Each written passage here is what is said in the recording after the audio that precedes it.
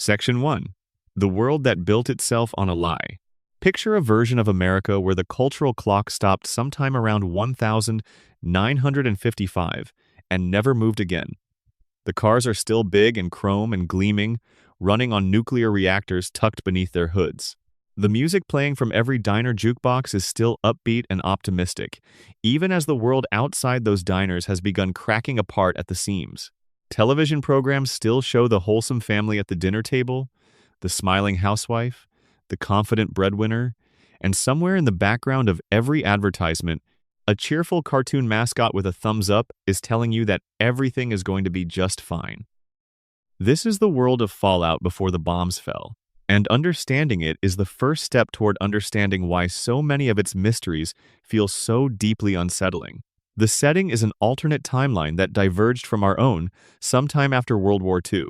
In our world, the decades following 1945 brought rapid cultural change. The civil rights movement, the counterculture of the 1960s, the Cold War arms race eventually winding down toward détente, and eventually the fall of the Soviet Union. In the Fallout timeline, none of that happened. Society calcified into the optimistic consumerism of the late 1940s and early 1950s, while technology accelerated wildly beyond anything we achieved.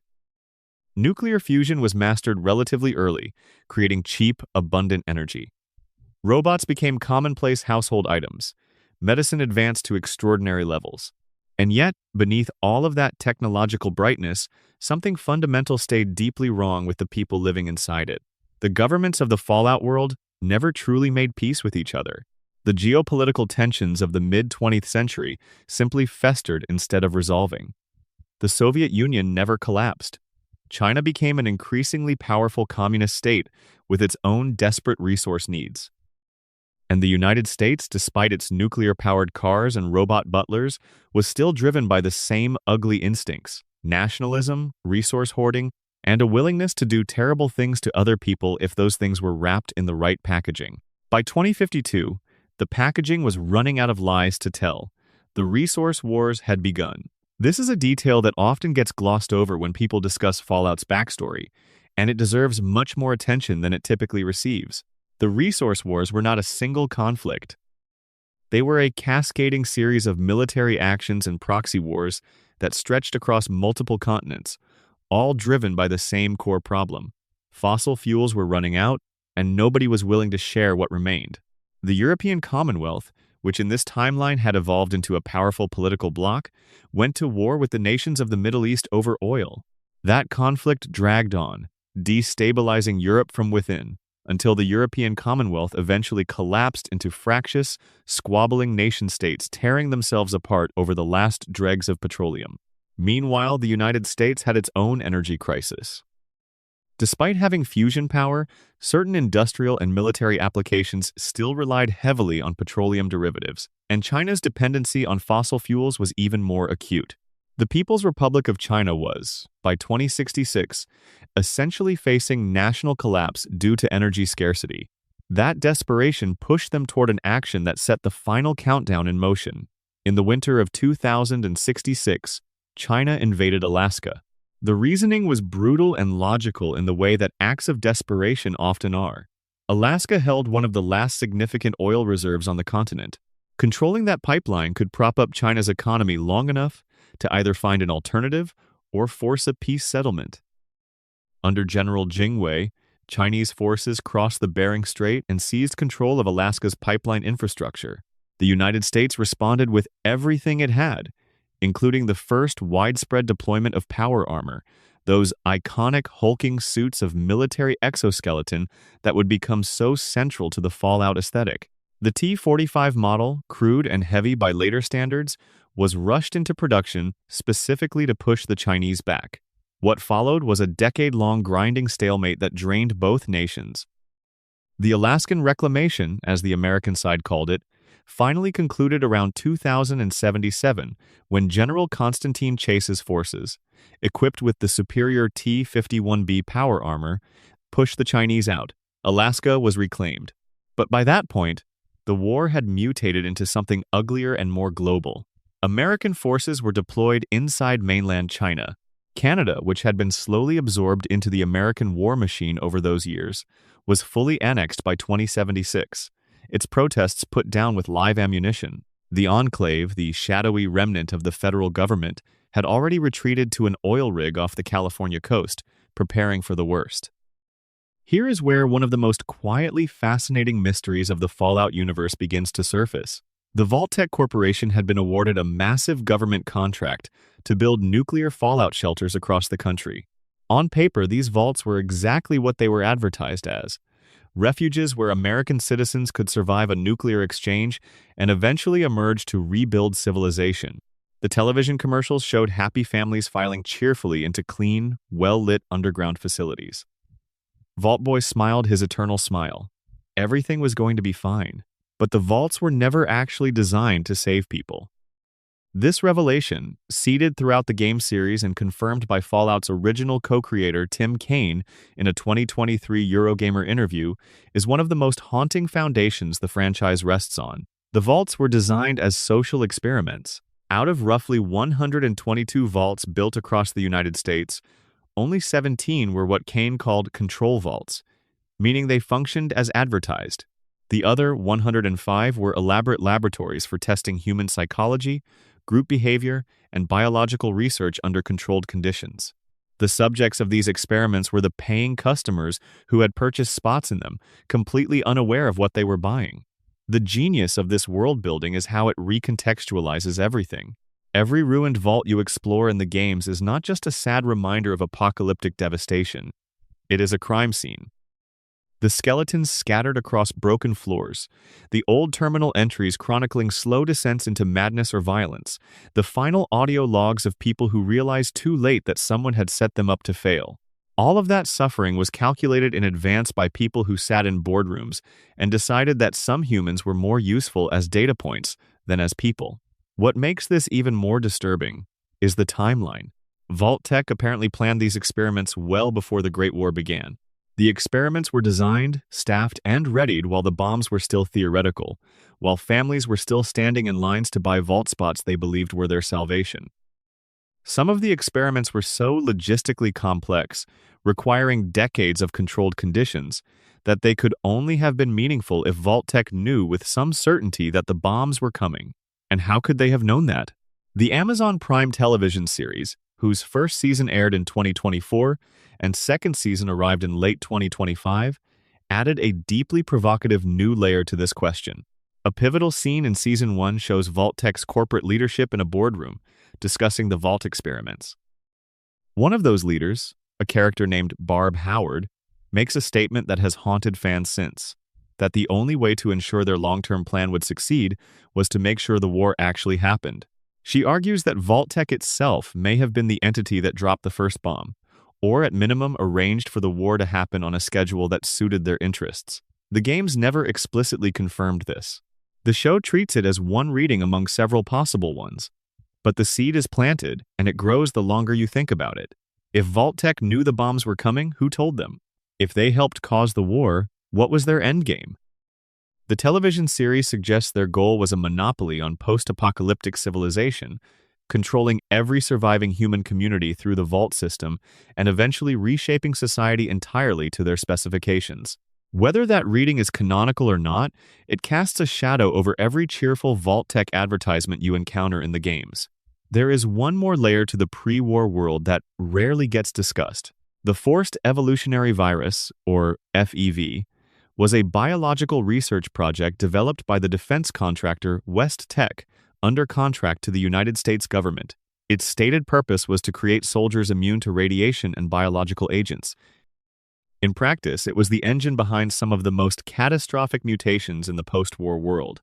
The super mutants of the capital wasteland, the Master's Army in California, the various other mutated horrors scattered across the franchise, all trace their lineage back to FEV experiments conducted in secret military facilities before the bombs ever fell.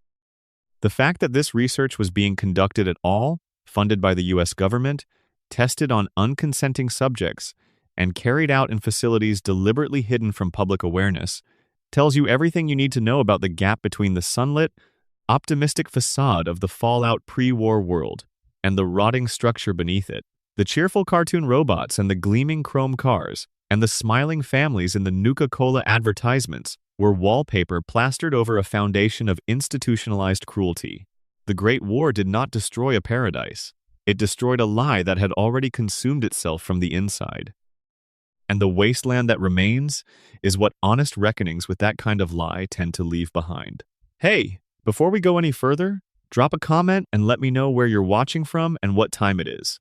It genuinely means a lot seeing where everyone is tuning in from. And if you haven't subscribed yet, this is a good moment to do that. There are a lot more deep dives coming. Section 2. The Day the World Ended in 2 Hours. The 23rd of October 2077, a Saturday morning. At 9:13 in the morning, Eastern Standard Time, the Integrated Operational Nuclear Detection System picked up the first 4 missile launches. By 9:26, the United States government had ordered a retaliatory strike in accordance with Contingency Scenario MX CN91. Within 2 hours, it was over. Not the war, specifically. Everything. The civilization, the infrastructure, the carefully maintained lie that humanity had built across the previous century, all of it burned under mushroom clouds that turned the sky the color of a wound. What makes the Great War such a fascinating mystery is not the fact that it happened. Fallout is very clear that some version of nuclear catastrophe was always going to happen in this world. The arms buildup, the resource depletion, the nationalistic fervor, the willingness of governments to treat human beings as expendable, these were not conditions that naturally resolved themselves. The mystery is in the details. Who fired first? What was the final trigger? And why, even now, do questions keep circling back to a possibility that nobody in the games wants to fully confirm? The official position, if you can call it that, drawn from scattered terminal entries, loading screen text, and the opening narration of several games, is that China launched first. The war between China and the United States had been grinding toward a conclusion that looked increasingly like American victory. Alaska had been reclaimed. American forces were fighting inside mainland China. The Chinese government faced total collapse. In that scenario, launching nuclear weapons was not a rational military strategy. It was a desperate act, the geopolitical equivalent of flipping the table over when you're about to lose the game. There is fragmentary evidence scattered across the games to support this reading. Terminal entries from military installations mention Chinese missiles being tracked. Loading screens reference the war with China reaching its cataclysmic conclusion. Captain Zhao, the commander of a Chinese nuclear submarine whose ghoulified remains you can encounter in Fallout 4 aboard the Yangtze, still sitting in Boston Harbor 2 centuries after the war, will tell you with hollow grief that he launched all but one of his warheads on orders he received that day. He says he did not want to. He says he followed orders. He says he has spent 200 years sitting in the dark thinking about it. That detail about the Yangtze is extraordinary when you sit with it. Here is a man, barely recognizable as human anymore after 2 centuries of radiation exposure, who participated in the nuclear destruction of Boston and has never been able to leave. He cannot escape the submarine because the outside world terrifies him. He cannot die because the radiation keeps him alive in a state that cannot quite be called living. And you, the player, can choose to help him. You can help him fire his last remaining warhead at a raider base, giving him the small satisfaction of having chosen his final act rather than simply executing orders. Then you can help him plot a course home across an ocean that no longer leads anywhere he recognizes. It is one of the most quietly devastating moments in the entire franchise, and most players miss it entirely because it is completely optional and easy to sail past. But back to the mystery of who fired first, because the China fired first narrative has some significant complications that the games leave deliberately unresolved. The most compelling of these involves the pre-war behavior of Vault-Tec and the Enclave. The President of the United States, in March of 2077, quietly evacuated to an oil rig off the coast of California. The official press corps was disbanded. The White House was vacated. The Enclave, which is best understood as the shadow government of the United States, made up of the most powerful military and corporate interests, had been preparing its survival infrastructure for years. These preparations suggest a level of advanced knowledge about the timing of the nuclear exchange that would only be possible if someone on the American side either knew when China was going to fire or had already decided when they themselves were going to fire. Then there is the Vault-Tec angle, which the television series brought into sharper focus. If Vault-Tec's experiments required decades of controlled isolation to produce meaningful data, and if the vaults were ready to receive their populations in October of 2077, then someone at Vault-Tec had to have had reliable information about when the bombs would fall. The experiments were calibrated to specific parameters. The populations were already inside many vaults before the first warhead detonated. That level of preparation does not come from panic. It comes from planning. One fan theory that has circulated for years and gained renewed traction after the television series holds that Vault-Tec, working in collaboration with the Enclave, essentially decided the date of the Great War. Not necessarily by firing a missile themselves, but by engineering the final diplomatic breakdown, or by feeding intelligence to Chinese decision-makers that made a nuclear strike seem like the only remaining option, or by ensuring that the American president's evacuation happened early enough that no last-minute peace deal could be brokered. In this reading, the Great War was not the inevitable conclusion of geopolitical tensions. It was a scheduled demolition. There is a particular detail from the Fallout games that lends this theory a quiet chill. Several terminals scattered around the wasteland contain pre-war government documents describing contingency plans for situations where diplomatic resolution was no longer possible. Some of these documents were dated weeks or even months before the 23rd of October, 2077, and they reference nuclear exchange scenarios in language that is oddly calm and administrative, the way you would write about a planned project rather than a catastrophe you were trying to prevent. The universe's canonical answer to who fired first may never come. Original series co-creator Tim Kaine has said in interviews that the ambiguity was always intentional. The point was never to assign clear blame. The point was that, in a world where both sides were capable of this, the question of who technically went first is almost meaningless. The structures that made it possible were built by everyone. The suffering was distributed without regard for whose missile technically crossed whose border first. Still, somewhere in a bunker that may or may not still exist, in files that may or may not have survived 200 years of radiation and decay, there might be a record of the meeting where someone looked at a calendar and circled a date. And the circled date was a Saturday in October. There are smaller mysteries nested inside the Great War that are worth pausing on.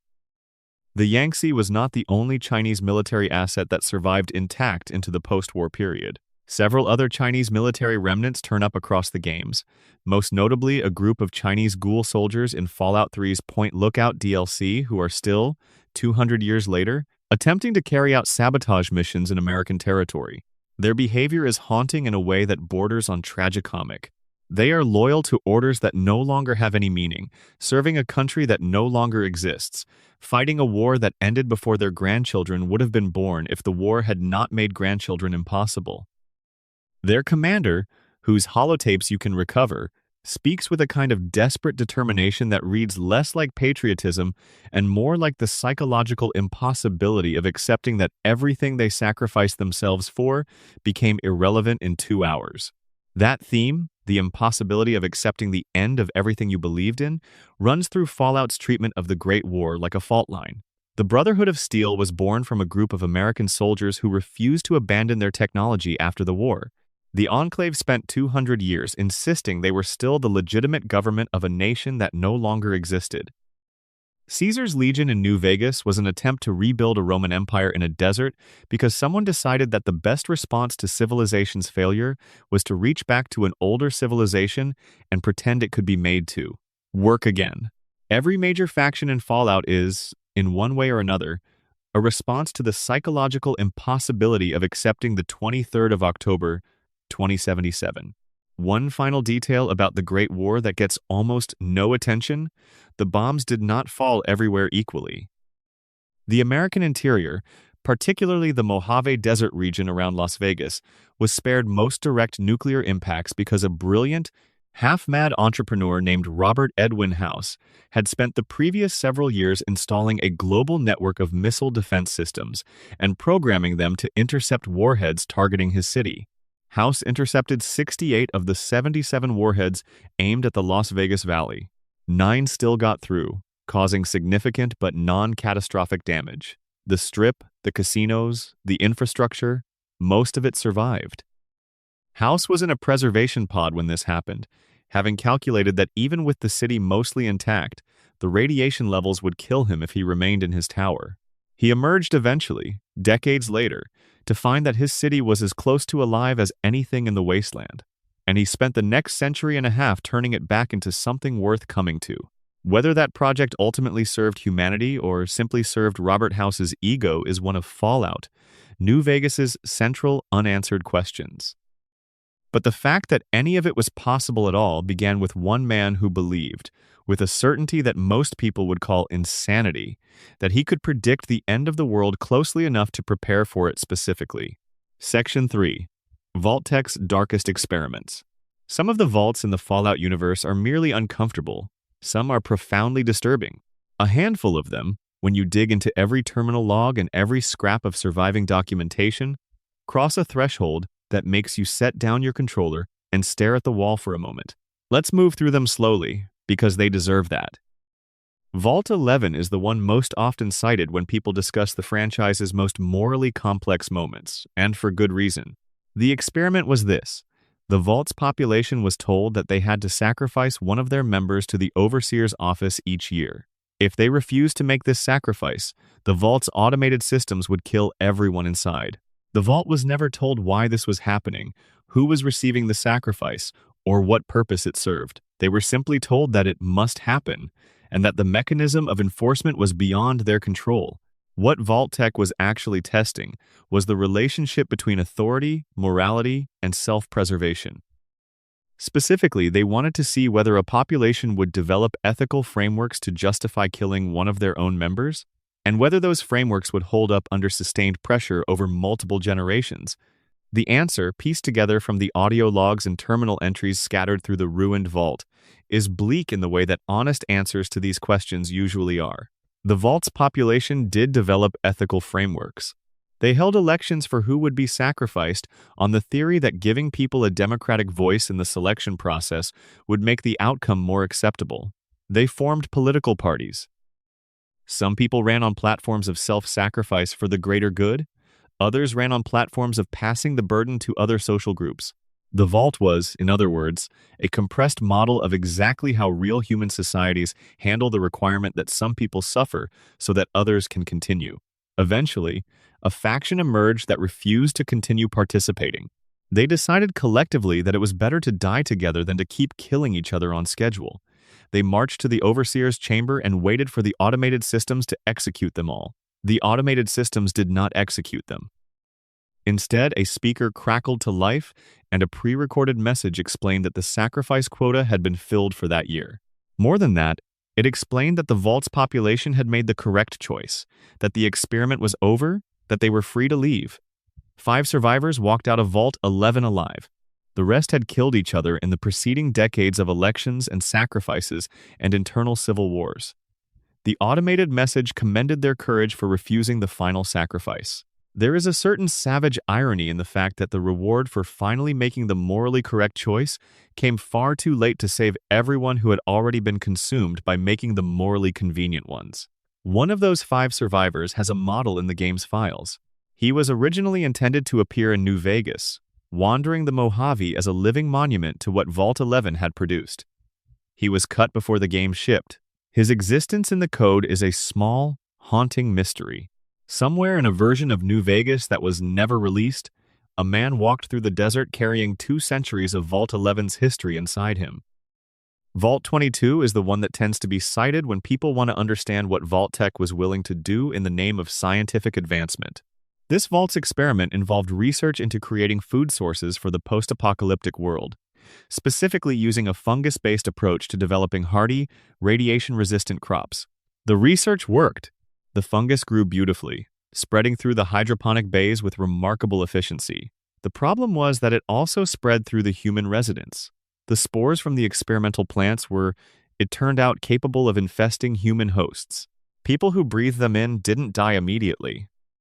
They became vectors, carrying the spores through the Vault's ventilation system, eventually transforming into something that could still walk and move, but was no longer quite alive in any meaningful sense.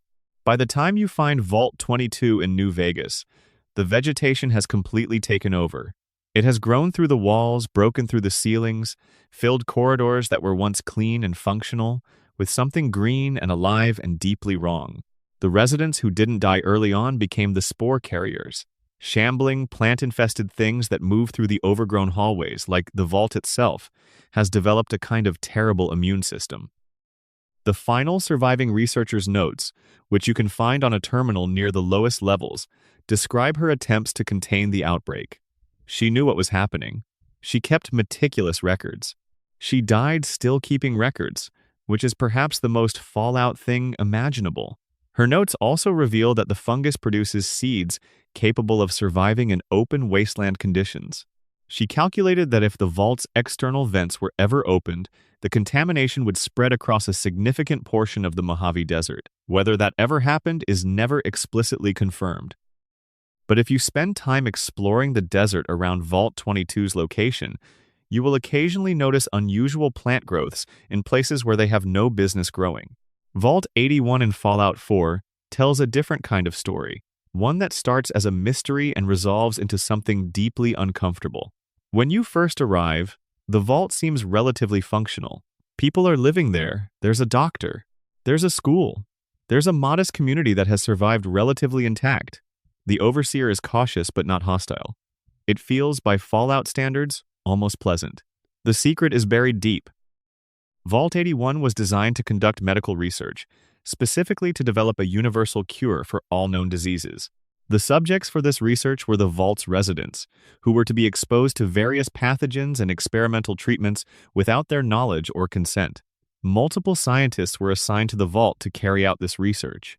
Every one of them, as the terminal logs reveal, refused to do it. They had been placed in a facility with real people, real children, real families, and they found they could not bring themselves to expose those people to diseases for the sake of data collection. One by one, they sabotaged the experimental systems.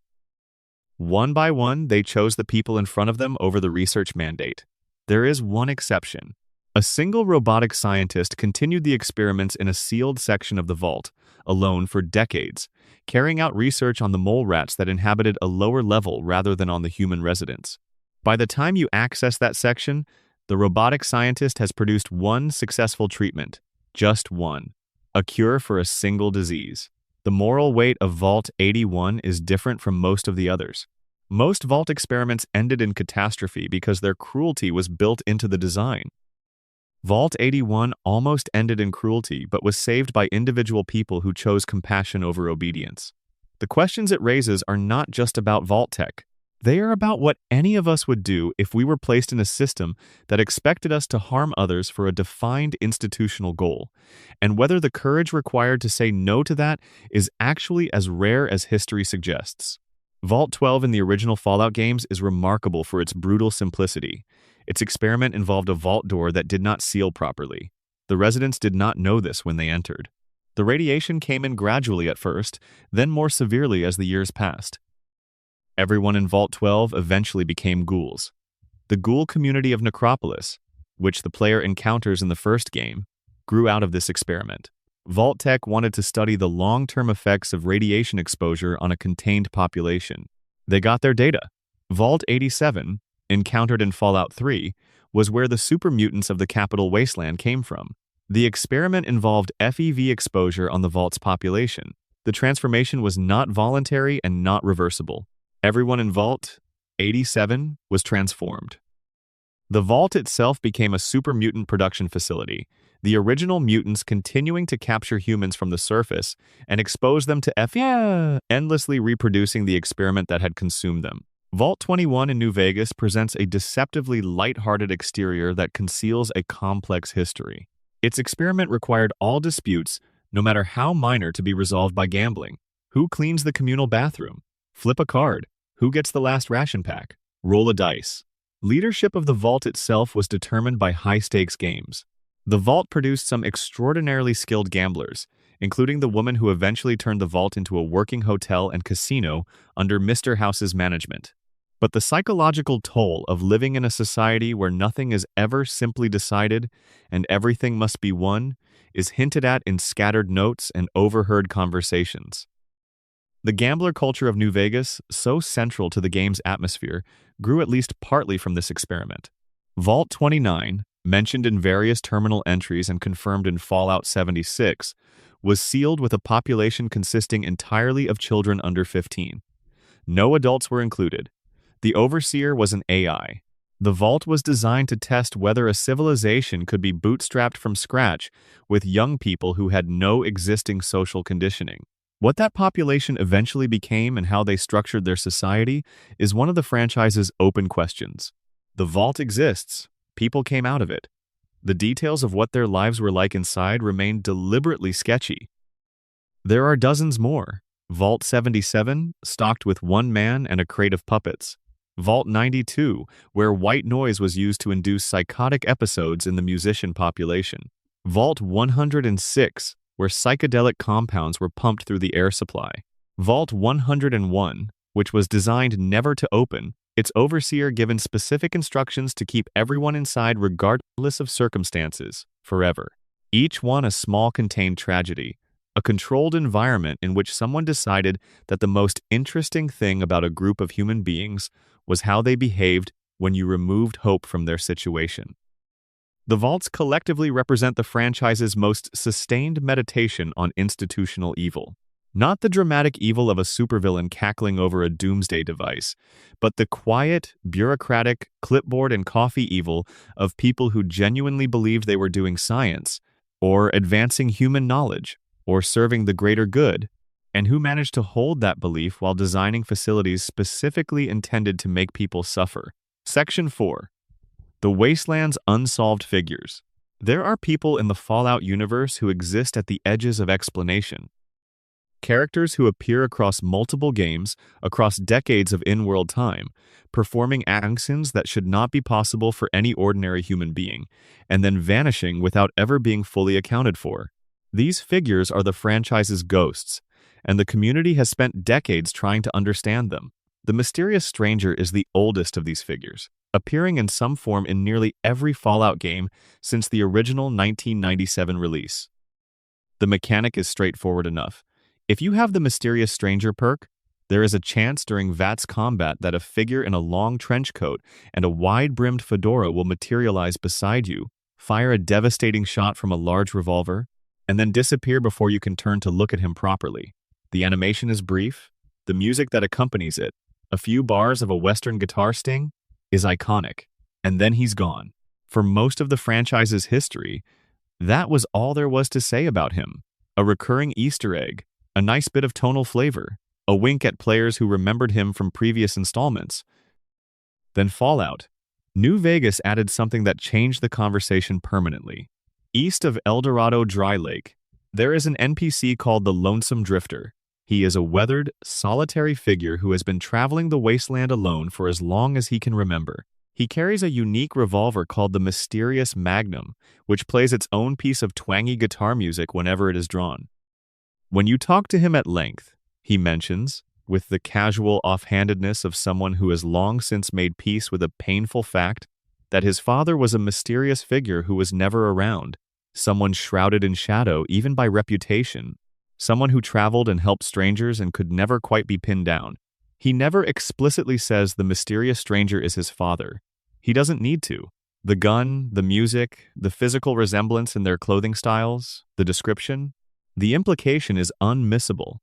But this only raises more questions than it answers. The mysterious stranger appears in Fallout 1, which is set in 2161. Fallout New Vegas is set in 2281. That is a span of 120 years. If the Lonesome Drifter is perhaps 30 to 40 years old in New Vegas, then his father would have been active during the events of the original game, or possibly earlier.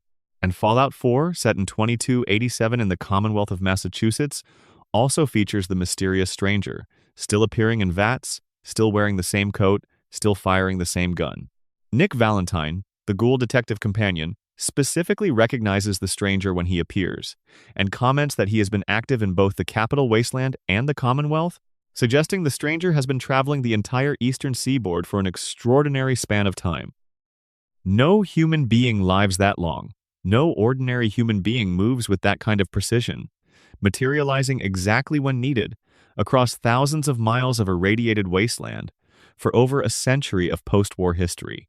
Nick Valentine's comment that the stranger's appearances defy normal explanation is the closest the series has ever come to acknowledging this directly. The fan theories run the full range. Some suggest the mysterious stranger is an AI, a robot sophisticated enough to pass for human in the brief glimpses you get of him. Some suggest he is some variety of supernatural being, perhaps connected to the same Lovecraftian entities that haunt the Dunwich Building and the Lucky Hole Mine. Some suggest he is a genetic line, a series of descendants all trained in the same traditions, each carrying the name and the mission forward. The game never commits to any of these explanations, and the deliberate ambiguity is part of what makes the character so effective. Ulysses is the other great mysterious figure of the franchise, though in his case, much of his mystery is eventually explained in Fallout. New Vegas's final DLC, Lonesome Road. Even so, the explanation raises its own set of questions that remain unanswered. Ulysses is, at the beginning of New Vegas's main story, a shadow. He is mentioned in passing in Prim as the original Courier 6, the person who was assigned the platinum chip delivery that eventually fell to your character. You learn that he refused the job when he saw the courier's name on the manifest. The reason for that refusal is not explained. He disappears into the DLC storylines as a presence, always one step ahead, described by other characters in terms that are almost reverent. Joshua Graham mentions him. Characters in Dead Money hint at his presence. In Old World Blues, the scientists of the Big MT remember him with unease. He is everywhere in the story, before you ever meet him. When you finally do meet him, in the ruins of the Divide, he explains himself with a grief that has been fermenting for years. The Divide was once a settlement he had adopted as his home, a place where NCR and Legion members had managed to live side by side, which, in the context of the Mojave, was close to miraculous. Your character, carrying a package for the NCR that neither of you knew contained a detonator, delivered that package to the Divide. The detonators activated buried nuclear warheads. The settlement was destroyed in hours. Ulysses survived because the medical robots saw his pre-war American flag jacket and treated him as military personnel. He has been nursing that grief, and the specific grievance that you were the instrument of it, for years by the time you meet him. He wants to show you what it feels like to watch something you love destroyed. He wants you to stand at the same crossroads he stood at and make the same choices. What is never fully explained is how Ulysses knows so much. He was a frumentarius for Caesar's Legion, an intelligence agent, yes. But his knowledge of history, of symbols, of the deeper patterns underlying the Wasteland's factions exceeds what any single intelligence agent should accumulate in a lifetime. He speaks about the meaning of national symbols with the authority of someone who has read everything ever written about them. He appears to have traveled further and observed more than any other character in the franchise. The implication that he has simply been paying attention, that he is someone who takes things seriously in a world full of people who stopped taking things seriously, is somehow more unsettling than any supernatural explanation would be. The Smiling Man, a random encounter in Fallout 76, represents a different category of unsolved mystery. He is not explained by any questline. He has no holotapes, no backstory, no connection to any known faction. He simply walks through the Appalachian wasteland wearing an unusual suit, smiling broadly at everything around him, occasionally calling out to players he encounters with cheerful invitations to join him in being happy. His in-game designation connects him to a figure from pre-war folklore called Indrid Cold, a real piece of American cryptid mythology associated with West Virginia and with Mothman sightings. In the original stories, Indrid Cold was described as a visitor from another world, smiling and friendly and deeply wrong in ways that took some time to articulate. In Fallout 76, the Smiling Man may be a mutated human, or he may be something related to the Zetans, the game's alien faction, or he may be a being of entirely indeterminate origin. The game's developers have never explained him. His cheerfulness in an environment designed to kill everything is perhaps the most disturbing thing about him. There is also the matter of the ghosts. The Fallout universe contains several instances that push against the materialist explanation and suggest that the world's nuclear catastrophe tore something in the fabric of reality that has allowed things to exist that should not. In Fallout 2, in the Den, there is a ghost that can be found in an old pre-war house. The ghost is real in the sense that she can be interacted with and will respond to conversation. Her name is Anna Winslow. She died before the war. She is still there. No one in the game's world has a satisfying explanation for why she is still there. The supernatural layer of the Fallout universe is intentional and is addressed most fully in the Dunwich building in Fallout 3 and its descendant locations. But the ghost in the den is different. She is not connected to any ancient evil or eldritch entity. She is just a woman who died and did not leave, and 200 years later a wanderer can stand in her house and talk to her about what happened. Whether that is because the Fallout universe has always had a supernatural dimension, or whether the concentrated trauma of nuclear annihilation did something to the rules about how the living and the dead relate to each other, is a question the games pose without answering. Section 5. Dunwich, Lovecraft, and the Things Below. There is a place in the southwestern corner of Fallout 3's map, past the irradiated ruins of suburban Virginia, down a road that gets progressively less traveled until the road itself disappears into cracked earth and jagged rocks. A local named Ronald Laren, if you find him in Girder Shade, will helpfully mark this place on your map while simultaneously advising you, with genuine unease in his voice, that you should stay the hell away from it. He hears weird things from that direction. He does not know what those things are. He knows they are wrong. The Dunwich Building, named explicitly after H.P. Lovecraft's story, The Dunwich Horror. The location is one of the most carefully constructed pieces of atmospheric horror in the Fallout franchise, and it tells its story in layers that reward multiple visits.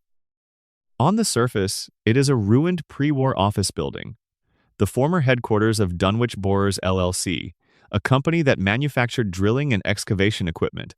Feral ghouls have moved in. There is nothing visually exceptional about it from the outside. Then you go inside. The first thing that establishes that this location is different from other ruins is the audio logs. A man named Jaime came here looking for his father, who had come here before him, following a book. The first few logs are normal enough in tone. Jaime is worried about his father. His father had become obsessed with a book, described only as leather-bound and unsettling, that he had acquired somewhere. The obsession had alienated everyone around him. Jamie had tracked him across the wasteland to this building. As the logs continue, descending deeper into the building as Jaime descends deeper into the physical structure, his voice changes. He begins to sound confused, then frightened, then something harder to name. He starts mentioning a name, Al-Hazred. He repeats it multiple times in the later logs with the quality of someone reciting something they cannot stop saying. Abdul Al-Hazred is H.P., Lovecraft's fictional author of the Necronomicon, the mythological book of forbidden knowledge that appears throughout Lovecraft's Cthulhu mythos. The Fallout version of this book, the Kriv Bekni, is the object that Jaime's father was following. In the deepest level of the building, the virulent underchambers, there is an obelisk. It is ancient and made of stone, and entirely wrong for its surroundings. It radiates 20 rads per second at its apex. Feral ghouls cluster around it in postures that look uncomfortably like worship. A woman's form, or something shaped like a woman, reaches out from within the stone. The obelisk does not have a good explanation. When you pass through the first interior door in the Forsaken Ruins section of the building, you will experience a hallucination. A man in pre-war clothing appears. The hallucination ends. A glowing feral ghoul is standing where the man was. This is not scripted by any quest. It just happens, and then the game moves on as if nothing unusual has occurred.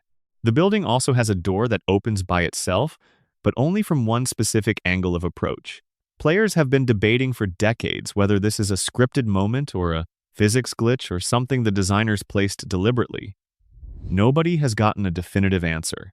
The Krivbekni turns up again in the Point Lookout DLC, connecting the Dunwich building to a broader mythology that spans at least 2 locations separated by hundreds of miles of wasteland. A man named Obadiah Blackhall wants you to retrieve the book from a swamp folk ritual site and return it to him. A woman named Marcella intercepts you and explains that returning the book to Blackhall would be catastrophic. If you dig into the cut content discovered by data miners, you find that one of Obadiah's ancestors was related to a man named Richard Dunwich, the founder of Dunwich Borers LLC. The families had been connected for generations. The cult that worshipped whatever entity the obelisk belonged to had roots going back before the war. If you choose to take the book to the Dunwich building and burn it in the obelisk, the book ignites, and the feral ghouls nearby burst into flames. Whatever connection the book had to the entity the obelisk represents, severing it required fire. The entity itself is named Ugg-Qualtoth in some of the peripheral lore, though never explicitly in the base game.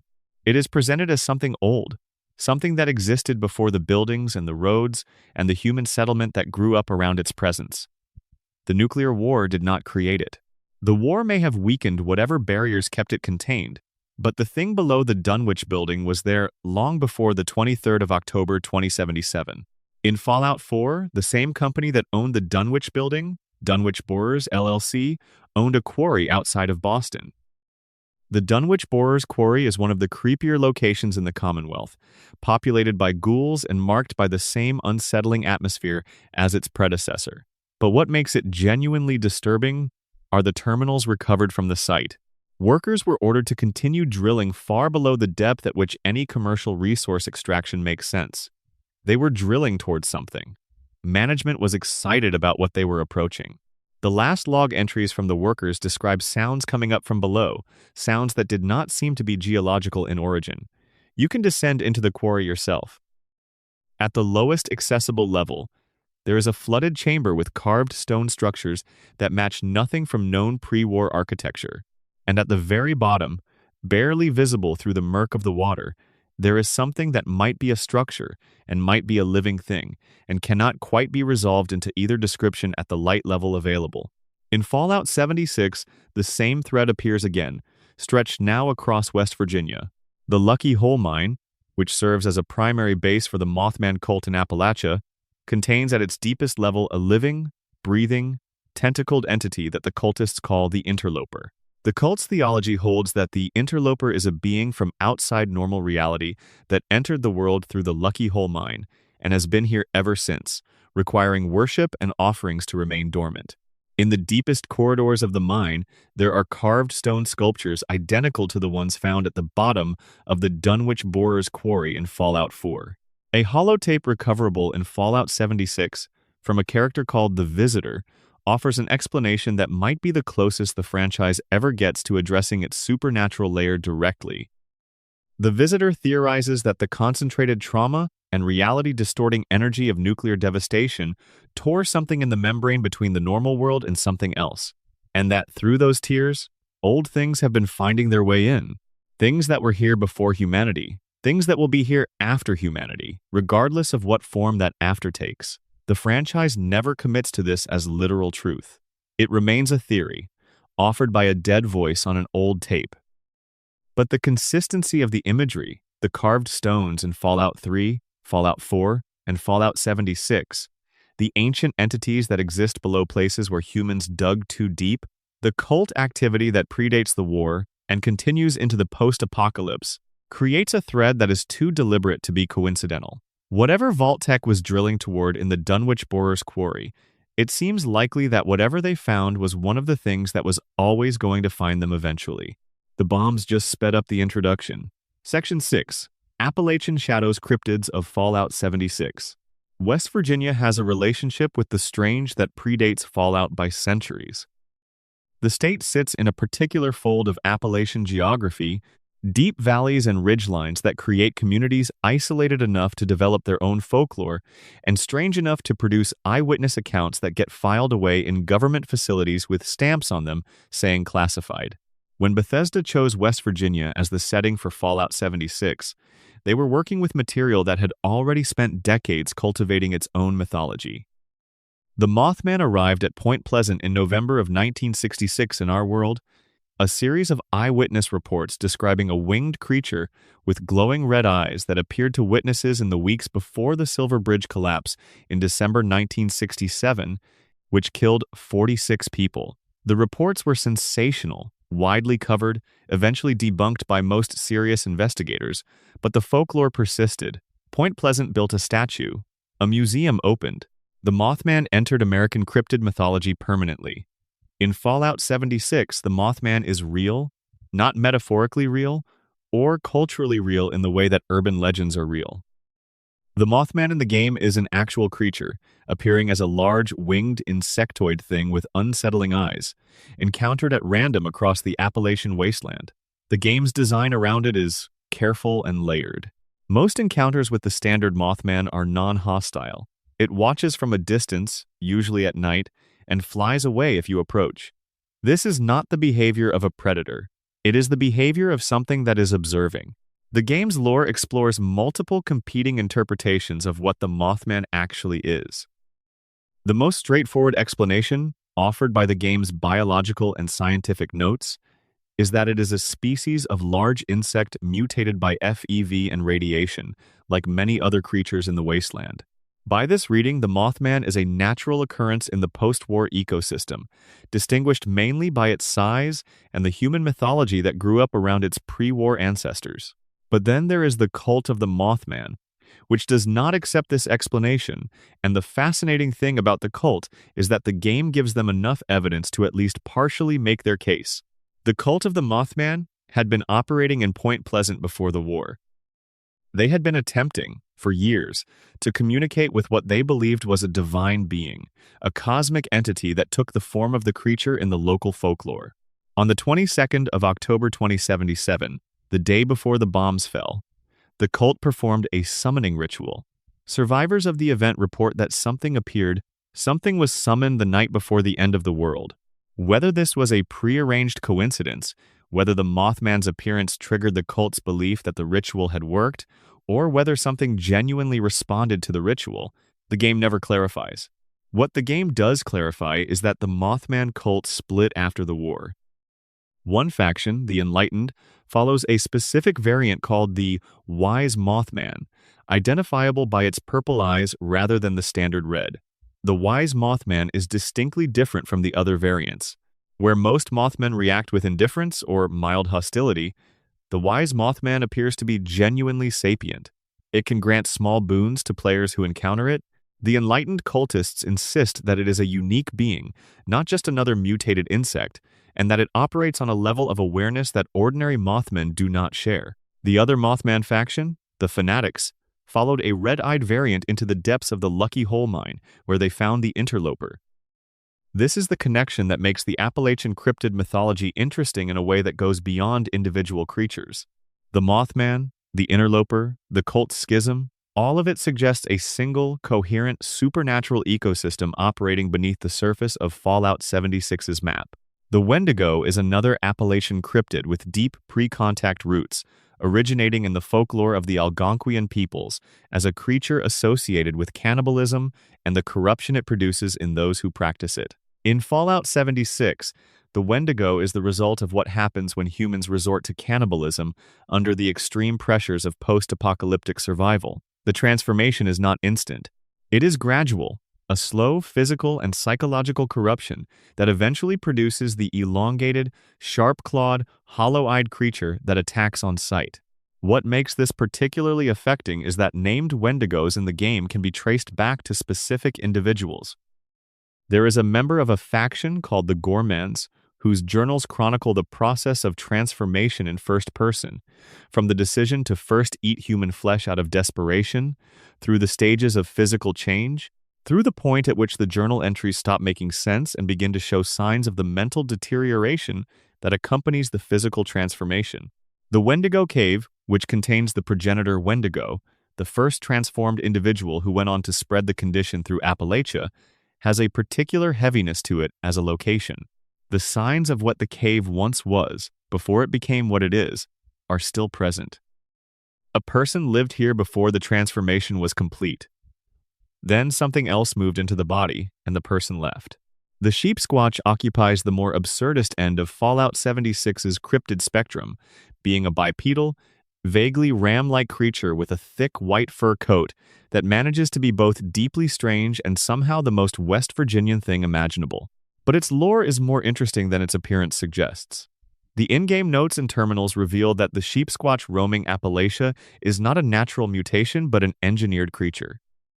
It was designed by a division of Bish Energy as what one document charmingly calls a deniable asset, an Assaultron robot platform outfitted with organic-looking fur and weaponry, designed to resemble the folklore creature closely enough that any encounters could be attributed to cryptid activity rather than corporate sabotage operations. Calvin Van Loo, a cryptid hunter who devoted his life to finding the sheep squatch, eventually discovered the truth. His terminal entries describe the process of realization with a combination of disillusionment and dark humor. He spent years in pursuit of something he believed was a genuine mystery of the natural world, and it turned out to be a robot in a fur coat. The Fallout universe's relationship with cryptids is often precisely this kind of double exposure, the folklore version layered over a grimly practical reality. The Grafton Monster, a large, headless humanoid creature found in the northern Appalachian region of the map, has a different kind of origin story. Vault-Tec, the same defense contractor responsible for FEV research and power armor development, operated a facility at Huntersville before the war. One of their experimental strains, designated FEVS006458 on the Snallygaster genetic base, produced an extremely large, extremely stable mutation on the 23rd of October 2077. The creature broke its containment unit the same day the bombs fell. It has been wandering Appalachia ever since, completely durable, completely headless, and the fact that it manages both of those things simultaneously is one of the more unsettling biological facts in the franchise. The Flatwoods Monster deserves special mention because it connects Fallout 76's cryptid ecology to the franchise's broader alien mythology. The real-world Flatwoods Monster was reported in Braxton County, West Virginia, in September of 1952, described as a tall, metallic, humanoid figure that emanated a petrochemical smell. In Fallout 76, the Flatwoods Monster is related to the Zetons, the franchise's recurring alien species. The game suggests that Zetan agents, working in cooperation with Vault-Tec officials, had been conducting abduction operations in the Flatwoods area before the war, using local people as experimental subjects. The Flatwoods Monster sightings in the game's pre-war newspaper archives were reported by people who encountered these agents, who presumably emanated that petrochemical smell because their environmental suits used a petroleum-based sealing compound. The connection between Vault-Tec and the Zetons is hinted at in Fallout 76, but never fully explained. There is a Sugar Grove intelligence facility whose files reference the Zetons. There are abduction reports in Zeton operations files that cite Vault-Tec employee names as cooperators. Why a corporation devoted to building Fallout shelters and running social experiments would be working with extraterrestrials, and what those extraterrestrials got out of the arrangement, is left entirely open. The Snallygaster is perhaps the cryptid that best illustrates the game's approach to its mythology. The Snallygaster of the pre-war legends was a shape-shifting creature of German-American folklore. In Fallout 76, it exists as a species of heavily mutated creature created by FEV exposure, multi-limbed and acid-spitting, and deeply unpleasant to encounter. But one of the loading screen texts describes it in terms that acknowledge both the scientific explanation and the mythological resonance simultaneously. Science says it is a mutant. The people who encounter it in dark places do not find the scientific explanation particularly comforting. The Appalachian wasteland of Fallout 76 is, in aggregate, a place where the pre-war folklore of a region that already had more than its share of strangeness has been amplified by 200 years of radiation, genetic mutation, and the opening of whatever cracks in reality the nuclear exchange produced. The cryptids are real. They are scientifically explicable, mostly if you push. And that explanation does not make walking through the forest at night any less frightening. Section 7. Stories written in silence. The Fallout franchise at its best tells stories without telling you it is telling them. You walk into a location you were not directed to visit. There are no quest markers. There is no dialogue explaining what happened here. There are only the physical remains of a situation arranged in a specific way that reward attention. The relay towers of Fallout 4 are one of the best examples of this approach working at scale. There are 5 relay towers scattered around the Commonwealth, each an unremarkable piece of pre-war communications infrastructure that the sole survivor can activate by interacting with a terminal and extending the satellite array. The act of doing so picks up radio signals from the surrounding area, and those signals lead you to locations that tell small, complete stories. Relay Tower 1DL-109, found southwest of Oberlin Station, broadcasts a distress signal. Following the signal leads to an overturned train car at the edge of a gully surrounded by feral ghouls. The holotape you find inside is from a mother recording a message for help, clearly terrified, her children with her. The ghouls found them before any help arrived. The holotape ends mid-sentence. There is nothing left to find but the conclusion that the silhouette of that train car represents, and the silence where the end of the message should be. This is something Fallout 4 does across its entire map, and it does it with a consistency that requires enormous amount of craft to maintain. The Electrical Hobbyists Club, an unmarked location, tells the story of a group of pre-war enthusiasts who met there regularly, built increasingly ambitious projects together, and eventually began arguing about a project that the notes suggest was becoming dangerous. The last terminal entry is dated the 22nd of October, 2077. The next day, the world ended, and whatever argument they were having became permanently irrelevant. Pickman Gallery in Fallout 4 is a famous example precisely because it works on two levels simultaneously. The gallery is clearly an art installation. Every room contains paintings and sculptures arranged with the deliberate attention to composition that serious art requires. The pieces are disturbing, expressionistic works, heavily influenced by the style of painters like Francis Bacon or early Lucian Freud, depicting human figures in various states of distress and transformation. You can walk through the gallery and appreciate it as art, strange and uncomfortable but coherent. Then you find the basement. The red substance used as paint in many of the pieces is not paint. The figures in the paintings are portraits. The basement contains evidence of what the artistic process actually involved. Pickman is a serial killer, and his gallery is both his art and his trophies. When you finally encounter him, trapped by raiders who have made the mistake of attempting to rob a man whose entire existence is structured around intimate violence, he offers you a reward for saving him. The reward is a unique weapon. He expects you to understand. You helped him. You are, in some small way, complicit now. The Nahant Oceanological Society is another unmarked location that rewards careful reading. At first glance, it is simply a ruined research facility near the coast. The terminals inside tell the story of marine researchers working on a project to monitor and protect migratory whale populations in the bay. Their notes begin as straightforward scientific records and gradually accumulate a tone of increasing desperation as the environmental degradation driven by the wars accelerates through the late 2070s.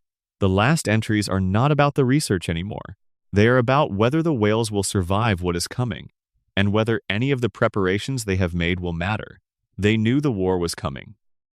Researchers tracking ocean biology in 2077 could see what was happening to the water, to the air, to the migration patterns of the animals they studied. They knew. And their last documented act was trying to set up monitoring buoys that would record what happened to ocean life after the exchange, because someone should know, even if no one would ever read the records. In Fallout, New Vegas, environmental storytelling often operates through the physical landscape of the Mojave itself. The highway system that connects the major locations tells a story of mass displacement. In the days before the bombs, hundreds of thousands of people attempted to flee the cities. The cars that ran out of fuel are still there, parked on the shoulders of highways that lead nowhere meaningful. The skeletal remains inside those cars suggest that fleeing was not as straightforward as the people who fled had hoped. Some ran out of fuel. Some ran into each other. Some just stopped, as if the driver had suddenly understood that there was nowhere to go. One of the most quietly devastating unmarked encounters in New Vegas involves a single pre-war car, its occupants still inside, parked on a stretch of highway near Novak. A man, a woman, a child. The physical positions suggest they stopped willingly, not from a crash. They chose this spot.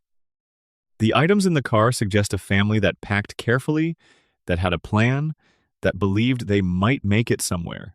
Whatever that somewhere was, they stopped here before reaching it. The game gives you no quest for this. There is no reward for finding it. It is just true, a small, true thing about what those last hours were like for ordinary people who were not Vault-Tec executives or Enclave officials or military personnel with access to protected facilities. They packed their car and drove and eventually stopped, and that was the end of their story. In Fallout 3, the environmental storytelling team left several interconnected, unmarked narratives that players have spent years reconstructing from scattered fragments. One of the most complete involves Isabella Proud, a scientist whose research camp can be found beyond the regular map boundaries in the capital wasteland. Her terminals describe an attempt to understand feral ghoul behavior through systematic observation, the kind of scientific work that requires both courage and a willingness to spend time in places that most people would not survive. The terminals also describe her research partner Jason, their working relationship, their shared frustration with the limitations of their funding and equipment, and the growing tension as their work took them further into dangerous territory. Their physical remains can be found near their last research site. The story of their project ends without resolution, the data they were collecting incomplete, the question they were trying to answer still unanswered. What Fallout's environmental storytelling understands, at its best, is that the most affecting thing about catastrophe is not the grand gesture of destruction. It is the small, specific detail. The half-finished letter on a desk, the anniversary card propped up on a nightstand, the reading glasses folded neatly beside a terminal because the person who owned them believed they would return to finish reading. In Vault 81's sealed experimentation wing, there are laboratory journals kept by one of the scientists who refused to conduct experiments on the Vault's human population. They document the process of making that choice, the initial resistance, the gradual strengthening of resolve, the specific moment when the scientists decided that the data Vault-Tec wanted was not worth the price it required. The journals do not describe the scientist as heroic. They describe a person trying to do their job while simultaneously discovering that their job was something they could not do. The journal ends when the scientist dies of natural causes, decades after having refused to begin the experiment. The vault above continued to function normally. The experiment never happened. The data was never collected. And the pages of those journals sit in a locked room that most players never find, recording a small act of moral courage that had no witness and required none. Section 8. The Synth Question. Fallout 4 spends a great deal of time asking a question it has no intention of answering cleanly. What makes a person a person? The question is presented most directly through the synths, the Institute's line of synthetic humans, but the game is careful to distribute the question across enough different contexts that no single faction's answer is allowed to function as the correct one. The Institute's position is that synths are machines. Advanced machines, certainly. Machines capable of extraordinary behavioral complexity. But machines without the spark of genuine consciousness that would make them morally equivalent to biological humans. The Institute's scientists use the word components when discussing synths, not people, and they mean it without irony. Their third-generation synths, the Gen 3 models that are physically indistinguishable from humans, are products. They can be recalled, reprogrammed, and retired without ethical complication. The Brotherhood of Steel's position is not quite the same but arrives at a similar practical conclusion. The Brotherhood does not deny that synths might be capable of something resembling experience. They simply hold that machines, regardless of their sophistication, are tools, and that treating them as people creates a category confusion that ultimately devalues real human life. The Railroad's position is the opposing one. That consciousness is consciousness, that a being capable of forming memories, relationships, and genuine distress in response to harm is a person by the only definition that matters, and that enslaving such beings because they were created rather than born is a moral failure of the first order. Nick Valentine, the ghoul detective companion and former Gen 2 synth, complicates all three of these positions by existing. Nick has memories of a person who died before the war. Those memories were implanted, not experienced. He knows this. He has spent years trying to understand what that makes him, whether the memories that feel like his are him, or whether he is something that has simply been loaded with the contents of someone else's life and is mistaking the furniture of that life for an identity. His conversations, particularly in the context of the Far Harbor DLC, are among the most genuinely philosophical dialogues in the franchise. He is not asking a rhetorical question about consciousness. He is asking it about himself, about whether the version of Nick Valentine that exists now has any meaningful continuity with the person whose memories it carries. Dima, the prototype synth who leads the sanctuary community of Acadia in Far Harbor, is a different kind of case.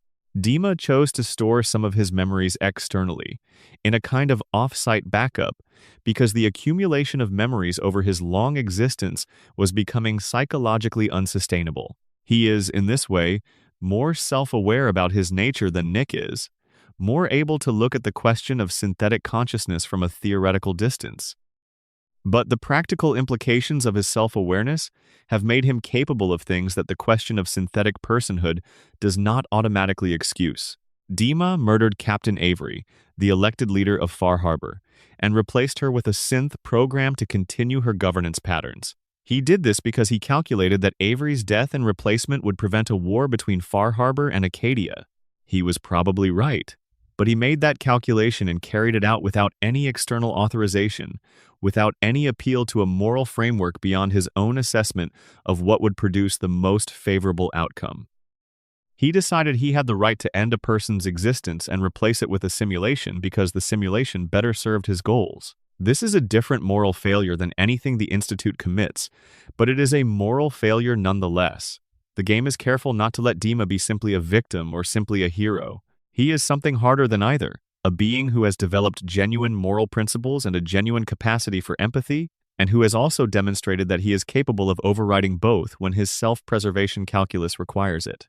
Whether the player chooses to expose Dima, protect him, or simply leave his crime in the past shapes the DLC's ending in significant ways. But the game does not resolve the underlying question. Dima living peacefully in Acadia does not mean what he did was right. Dima being exposed and executed does not mean synthetic consciousness has no moral weight. The game puts you in a position where every available choice involves accepting something uncomfortable, which is, of course, exactly what a good moral question is supposed to do. The question extends beyond individual synths to the broader population of the Commonwealth. One of the quieter anxieties running through Fallout 4 is the suggestion, implied rather than confirmed, that some percentage of the people you meet, the traders, the settlers, the named companions you travel with for dozens of hours, might be Institute synths who do not know they are synths.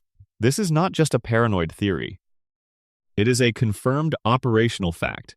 The Institute implants synths in surface communities specifically to gather intelligence, and those synths are given cover memories comprehensive enough that even the synths themselves cannot reliably distinguish their manufactured history from genuine experience. There is an academic term for this, from philosophy of mind, the problem of other minds. The standard version of the problem asks how you can know that anyone other than yourself is genuinely conscious rather than an extremely sophisticated simulation of consciousness. Fallout 4 takes this abstract problem and makes it visceral. You have walked through the Commonwealth for hundreds of hours. You have met hundreds of people. Some meaningful fraction of them might not be people in the sense that you are. You cannot tell which ones. Neither can they. The companion Curie, a Miss Nanny robot who has been living in Vault 81 for decades and has developed what she describes as feelings and curiosity and a persistent desire to understand the world, asks to be transferred into a synth body partway through her companion questline. Her reasoning is that in her current robot body, her cognitive architecture is limited in ways that prevent her from fully experiencing or understanding the things she wants to experience and understand. The questline allows her to make this transition, and her response to having a human body, to experiencing physical sensation and emotion with the full intensity that biological nervous systems produce, is written with genuine care. Curie was not designed to feel things. She feels them anyway. Whether that constitutes consciousness in the philosophically meaningful sense is a question the game leaves open. Whether it matters that the question is open, when she is standing in front of you demonstrating that she does in fact feel, is the question the game is actually asking. Section 9. The Wastes Between the Games. One of the most rewarding ways to engage with the Fallout franchise is to treat the space between the games as a puzzle. Each installment is set at a specific point in post-war history. Fallout 1 takes place in 2161. Fallout 2 is set in 2241. New Vegas occupies 2281. Fallout 3 occurs in 2277. Fallout 4 is 2287. And Fallout 76 is the earliest, set in 2102, only 25 years after the bombs fell.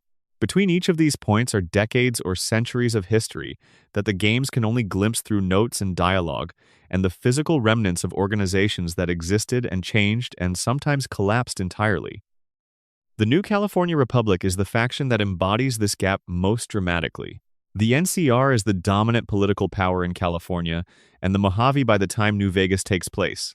A genuine democracy with elected officials, a military, a court system, a currency, and approximately 700,000 citizens. This is extraordinary. Most other major factions in the franchise are authoritarian or tribal or somewhere in between. The NCR represents humanity's most successful attempt in the post-war West to rebuild something resembling the kind of society that existed before the bombs. And in the Amazon Prime television series, set approximately 2296, just 9 years after Fallout 4, the NCR appears to have collapsed. Shady Sands, the NCR's original capital city and the heart of New California, is a ruin. A bomb dropped on it at some point between 2277 and 2296. No one in the surviving wasteland knows exactly when or why. People who lived through the fall of Shady Sands do not want to talk about it. The show deliberately makes the timing ambiguous. This sent the Fallout fan community into sustained analysis that has not fully settled. The show reveals enough to establish that the NCR fell, that it fell catastrophically and not through gradual decline, and that someone or something dropped a bomb on its capital. The leading candidates among fans are the Enclave, the Institute operating with some kind of extended reach, a faction not yet introduced to the story, or Vault-Tec's successors. The show plants enough breadcrumbs to suggest that whoever is responsible connects to the broader conspiracy surrounding Vault-Tec's role in the pre-war world, but no definitive answer is given. What makes this particularly resonant is that the NCR's fall represents the destruction of the franchise's most sustained argument that reconstruction was possible. The Republic's numerous flaws are extensively documented in New Vegas. It was bureaucratic, corrupt in places, expansionist in ways that created enemies, and struggling to maintain ideals across a geography that its institutions were not built to handle. But it was also real democracy, in a world where democracy had essentially ceased to exist. People voted in the NCR. People had rights that were at least theoretically enforceable. People could criticize their government without being executed for it. That all being gone by 2296 is the franchise's darkest note so far. And the fact that it is gone without a clear explanation, without any story closure, without any acknowledgement in the television series of what was lost, is probably intentional. The wasteland does not stop to grieve. Things that were built get knocked down. The people who survive the knocking down have to figure out what to build next. The Brotherhood of Steel's history across the games represents a different kind of gap puzzle. The Brotherhood in the original games is a xenophobic, technology-hoarding organization that has very little interest in helping the average wasteland resident. Its founder, Roger Maxson, was a military officer who mutinied when he discovered what the U.S. government had been doing with FEV at the Mariposa military base. The Brotherhood was built on that founding act of moral clarity, but over the generations, the original moral clarity calcified into institutional protectionism. By Fallout 4, set on the East Coast, the Brotherhood under Elder Maxson, a descendant of the founder, has moved even further toward authoritarianism. They talk about protecting humanity while demonstrating a consistent willingness to destroy things they cannot control, including the synthetic people of Acadia and the entirely non-threatening android Codsworth, if the player aligns with them fully. The gap between their founding ideals and their current behavior is a historical drift that the games capture without ever quite laying it out as a linear explanation. Caesar's Legion, the antagonist faction of New Vegas, raises questions about its post-game future that have never been resolved. The Legion is built entirely around the personality and military genius of one man, Edward Sallow, who renamed himself Caesar and has structured the Legion to depend on his continued leadership. The game's narrative makes clear that Caesar has a brain tumor that will eventually kill him. His potential successors are either incompetent or philosophically unsuited to the role. The brutal military campaigns that have given the Legion its power cannot be sustained indefinitely. What happens to Caesar's Legion after the Second Battle of Hoover Dam, regardless of which side wins, is never shown. A Legion victory does not explain how an organization predicated on conquest and expansion handles the moment when it runs out of new territory to conquer. An NCR victory presumably sees the Legion pushed back east, but does not eliminate the military infrastructure that Caesar spent decades building. Legate Lanius, the Legion's most feared military commander, is a man of extraordinary violence, but not a man anyone has ever described as possessing the skills to govern a society. A Legion without Caesar is a fascinating historical problem that the franchise has not yet chosen to address. The timeline between Fallout 3 and Fallout 4, set 10 years apart in the same geographic region, raises its own set of questions. The Commonwealth of Fallout 4 barely references the events of Fallout 3 directly, despite being close enough geographically that the political changes produced by those events should have had significant effects. The Purifier Project, which cleaned the waters of the tidal basin, is mentioned, but its downstream effects on the capital wasteland's factions and population are not explored. The Lone Wanderer, the player character of Fallout 3, becomes a vague legend referenced obliquely in a few terminal entries. This is partly a deliberate design decision, allowing Fallout 4's story to be accessible to players who have not played Fallout 3. But it creates historical gaps that are genuinely interesting to think about. How did the decade between the games reshape the capital wasteland? What did the Brotherhood of Steel's presence in DC evolve into? What happened to the survivors of various Fallout 3 quest lines who had rebuilt their lives around the Purifier's success? The Mojave of 2296, glimpsed in the television series, shows New Vegas still standing, the Lucky 38 still visible on the skyline. This confirms that New Vegas survived whatever destroyed the NCR. Mr. House is either still in his preservation pod, still pursuing his centuries-long plan, or something has changed the arrangement he had with the city. The show's version of Robert House appears as a virtual representation, which could mean he is still alive and running the city's systems from his physical pod, or that his backup programs are running autonomously. The ambiguity is deliberate. The history of the Appalachian wasteland of Fallout 76, which is the earliest set game in the franchise, offers the most unresolved timeline questions simply because it precedes everything else. The characters and factions of 2102 are either the ancestors of the groups that dominate later games, or they are the seeds of civilizations that will collapse before any of the later games' time periods.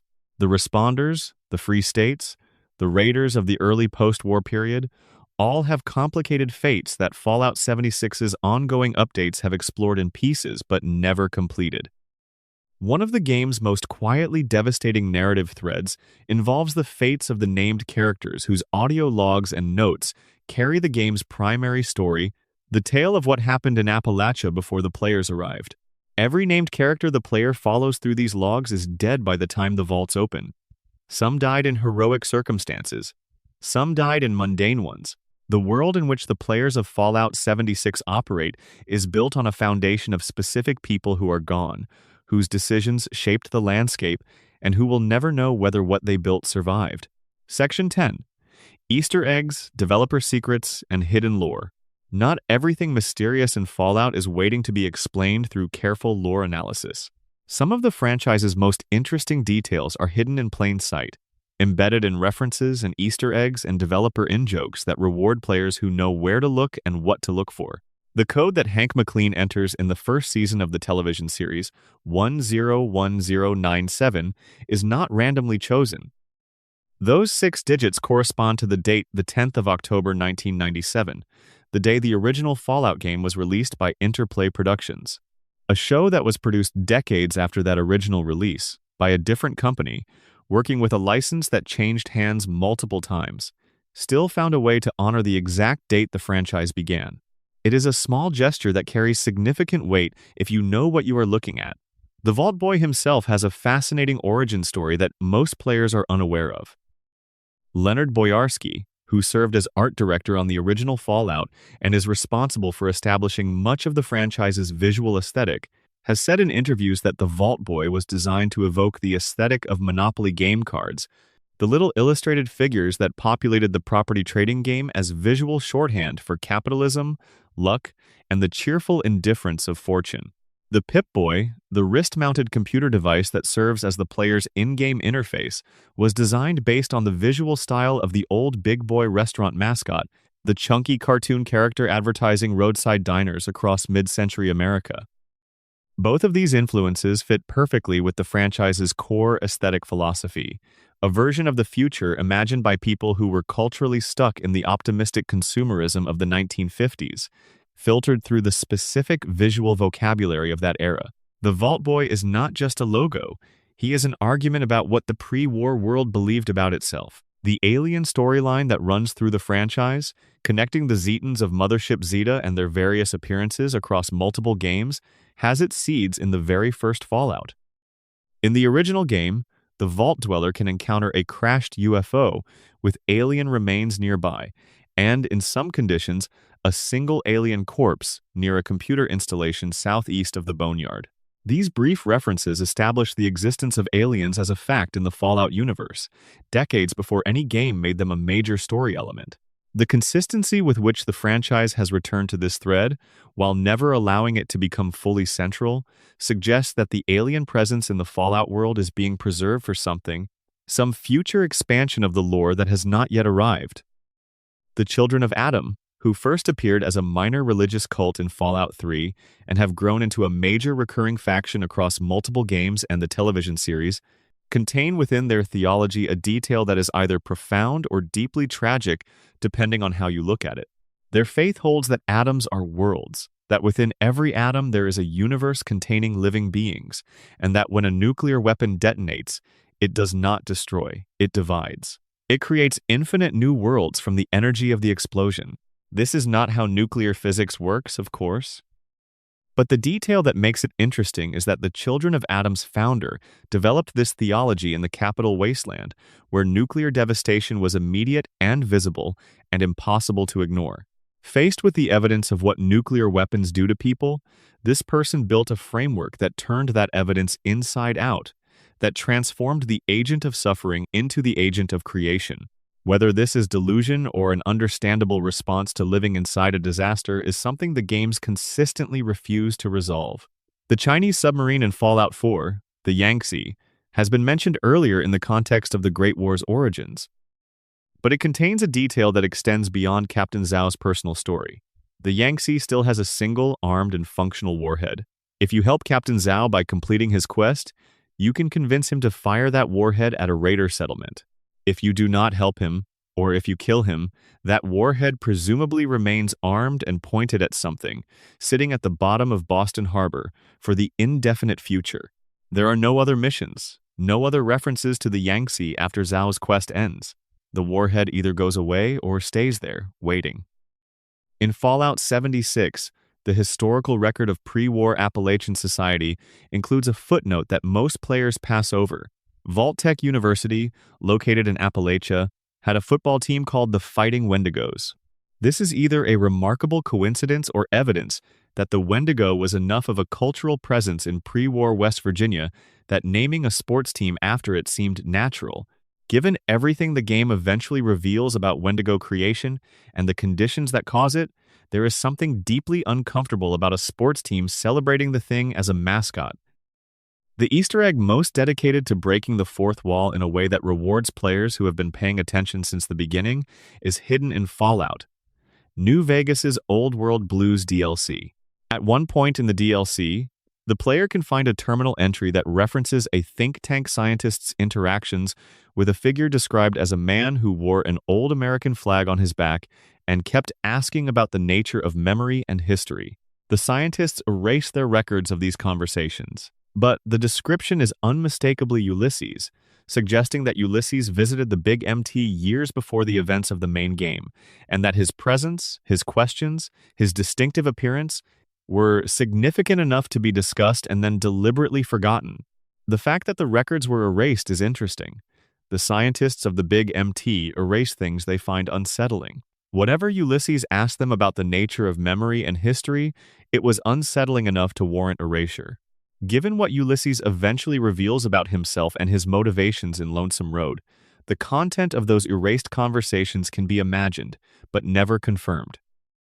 In Fallout 3, the Vault-Tec Assisted Targeting System, VATS, is explained within the game's fiction as a technology developed by the fictional corporation Vault-Tec. But Vault-Tec's involvement in what is essentially a combat assistance system raises questions about what else they were building and why a company ostensibly dedicated to fallout shelter construction was developing military, targeting technology. The breadth of Vault-Tec's actual portfolio, when you trace it through terminal entries and corporate documents across the games, is extraordinary. Robotics, genetic research, military hardware, communications, medical technology, environmental monitoring. The company was not a construction firm that happened to build bunkers. It was a comprehensive pre-war research and development empire that built bunkers as its most visible public product. Pikmin, referenced in the Fallout 4 section on environmental storytelling, is also an explicit reference to a specific HP.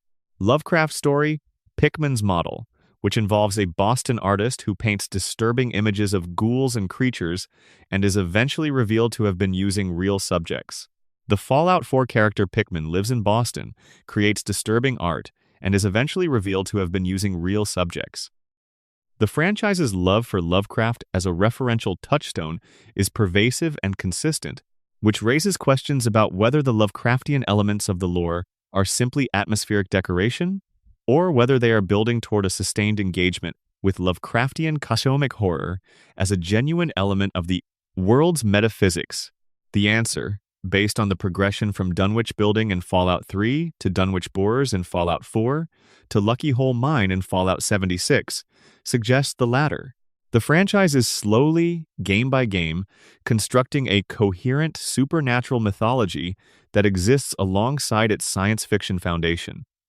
The two do not cancel each other out. In the Fallout universe, FEV creates mutants and atomic bombs reshape ecosystems and ancient entities move through the earth below old quarries, and all of these things are true simultaneously. Section 11.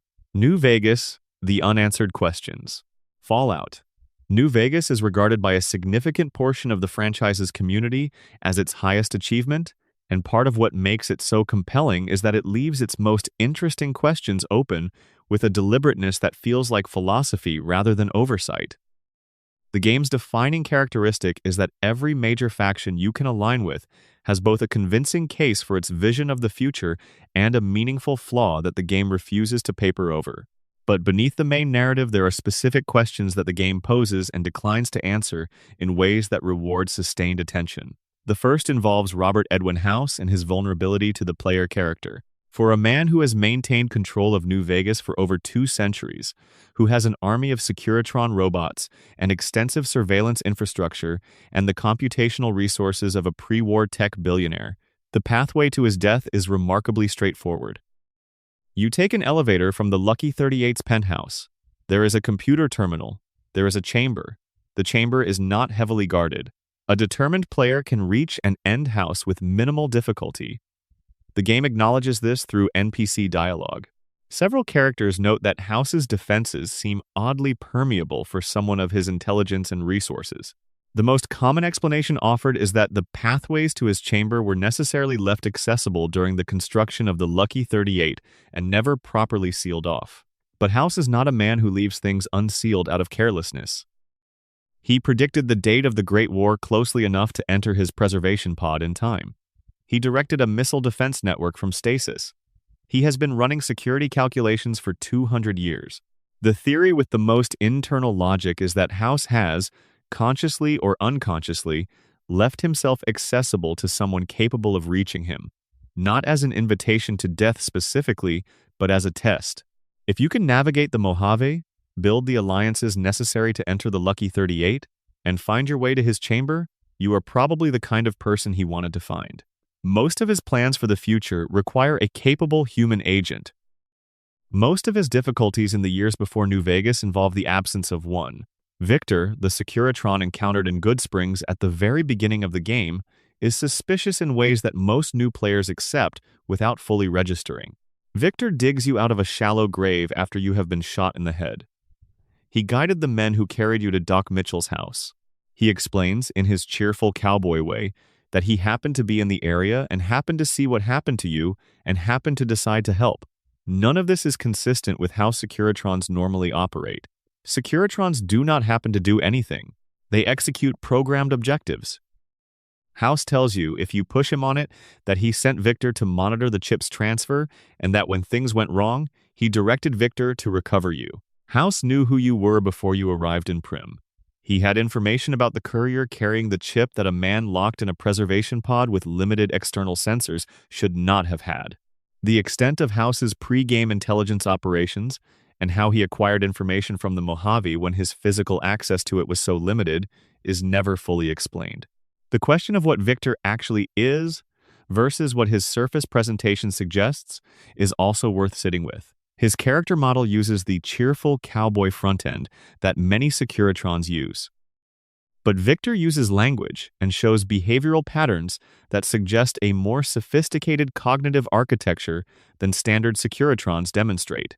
Is Victor running a more advanced version of the RoboBrain software? Is he running a fragment of House's own AI? The game hints at the latter possibility without confirming it. The survival of the courier after being shot in the head at point-blank range and buried is another loose thread the game never quite ties off. Doc Mitchell is an impressive wasteland medic, clearly, but the specific combination of injuries described, a bullet to the head, followed by burial in a shallow grave, followed by an unspecified period of exposure before Victor digs you out, represents a medical challenge that would tax a fully equipped pre-war hospital, let alone a run-down house in a small post-apocalyptic settlement. The game gives you a small amount of dialogue about the head injury's potential lasting effects, but then largely drops the subject. The in-game explanation is that the courier is simply extremely resilient, one of those people the wasteland periodically produces who are harder to kill than they have any right to be. The meta explanation is that this is a video game, and player characters need to survive their opening scenes. But the lore space between those two explanations is interesting. The courier's resilience is not just physical toughness. It seems to be a quality that the universe itself extends to certain people in certain moments. Charon in Greek mythology was the ferryman of the dead, but some heroes crossed his river in both directions. Some people the wasteland sends back. Mr. House's ultimate plan, the long-term vision he describes if you choose to work with him, involves sending rockets to colonize other planets within 200 to 300 years of the Second Battle of Hoover Dam. He believes humanity's long-term survival requires dispersal beyond Earth.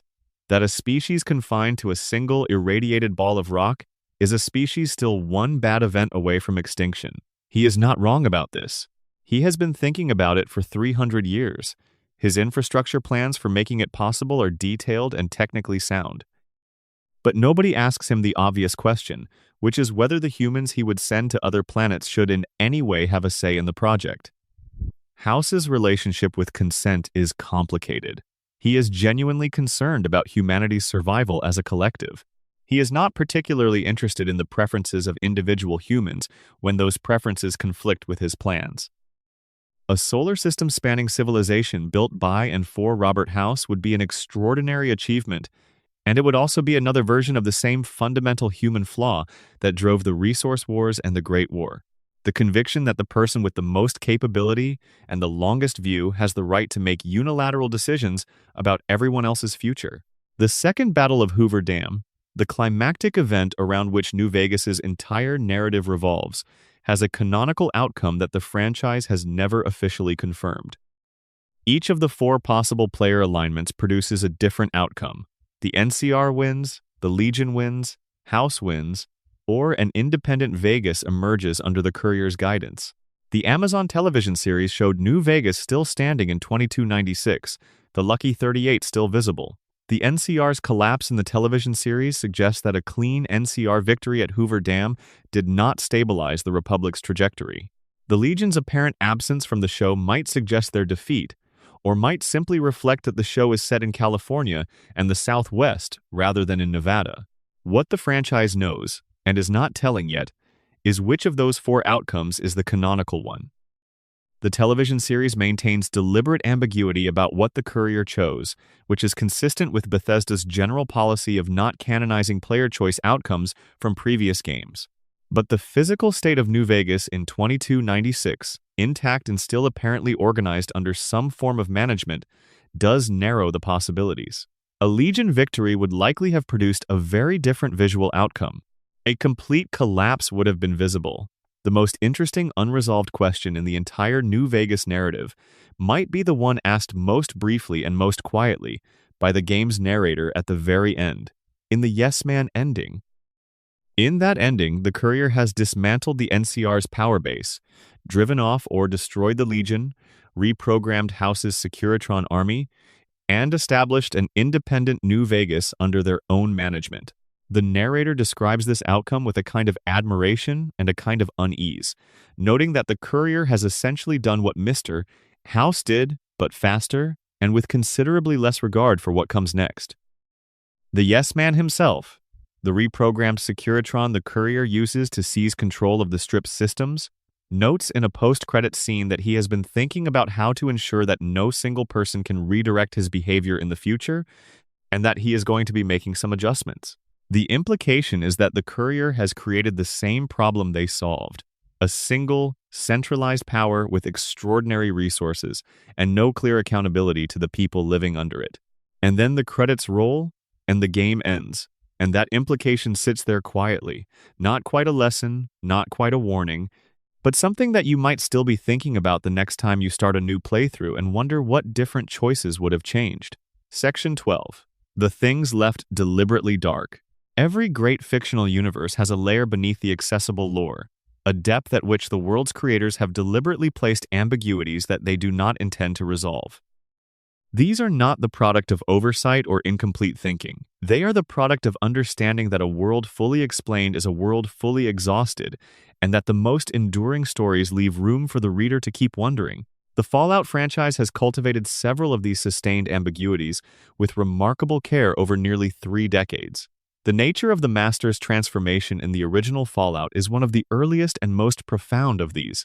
The Master, born Richard Gray, was a researcher who fell into a vat of FEV-contaminated material at the Mariposa military base. The mutation that followed was not just physical. Over years of continued exposure and cognitive transformation, Gray merged with his environment, absorbing organic material, growing into a composite entity that was both one being and many simultaneously. The Master developed extraordinary psychic abilities and a philosophical framework around a vision of forced human evolution. When the Vault Dweller defeats him and exposes the fatal flaw in his plan, that super mutants are sterile and therefore cannot found the new human civilization he envisioned, the Master destroys himself. His suicide is presented in the game as an act of logical self-consistency. He was committed to a vision. The vision was impossible. Therefore, he ends. But what the game leaves open is the question of whether the Master was wrong in the way he thought he was wrong. His biological calculations about supermutant sterility are accurate. His broader philosophical belief that human evolution had reached a dead end and required external intervention is never evaluated. The Vault Dweller defeats his plan without defeating his argument. The Master's argument, that the human species left to its own devices will repeat the Great War indefinitely, is made by the world the game inhabits. The ruins of that world are the evidence for his case. The origin of consciousness in the holotapes that make up most of Fallout 3's direct storytelling represents a different kind of left dark question. The game contains an extraordinary number of voices, from every imaginable social background and circumstance, all of them people who recorded some part of their experience before or during or immediately after the Great War. Reading these voices in sequence, or encountering them in the order the game presents them, produces a portrait of a civilization in its final hours that is simultaneously specific and universal. But nobody in Fallout 3 survived long enough to record what it felt like to watch it happen from outside. The people who went into vaults were isolated. The people who stayed on the surface were mostly killed quickly. The perspective of someone who watched the bombs fall from a safe distance, who saw the mushroom clouds rise over multiple cities in a single afternoon, who understood in real time that the civilization they lived in was ending, that perspective does not exist in the game's documentation. Its absence is felt. The Enclave, the shadowy remnant of the American federal government that serves as Fallout 3's main antagonist faction, raises questions that the game answers on the surface level while leaving the deeper questions alone. What exactly is the Enclave's long-term plan? Their stated goal is the purification of the American population, the elimination of all radiation-tainted humans to restart with a genetically clean baseline. This is a genocidal project with a thin veneer of scientific legitimacy, and the game is appropriately critical of it. But the Enclave is not simply a collection of villains. Some of its members are people who genuinely believed they were serving the continuation of human civilization. Some of them are people who had access to the original pre-war government's planning documents and believed that the experiments they were continuing were sanctioned by legitimate authority. The gap between what the Enclave claims to be and what it actually does is the same gap that existed between the pre-war government's public face and its actual operations. There is a question about whether any authority, having survived a nuclear apocalypse, retains the moral legitimacy to decide who counts as human enough to deserve survival. The Enclave's answer is yes.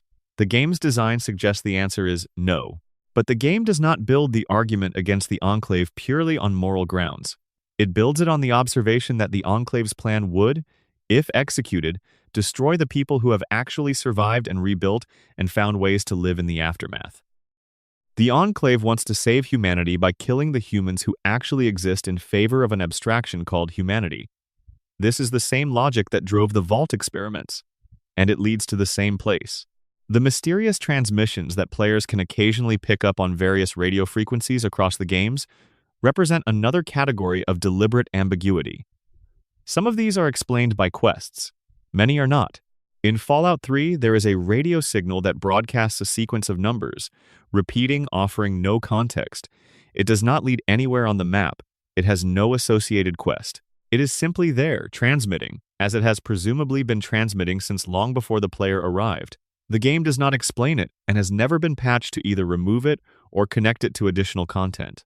Whether this is an abandoned development thread, a deliberate Easter egg designed to suggest a depth that is not actually there, or an intentional piece of atmospheric world-building designed to give players the feeling that the wasteland contains things they will never fully understand, is uncertain.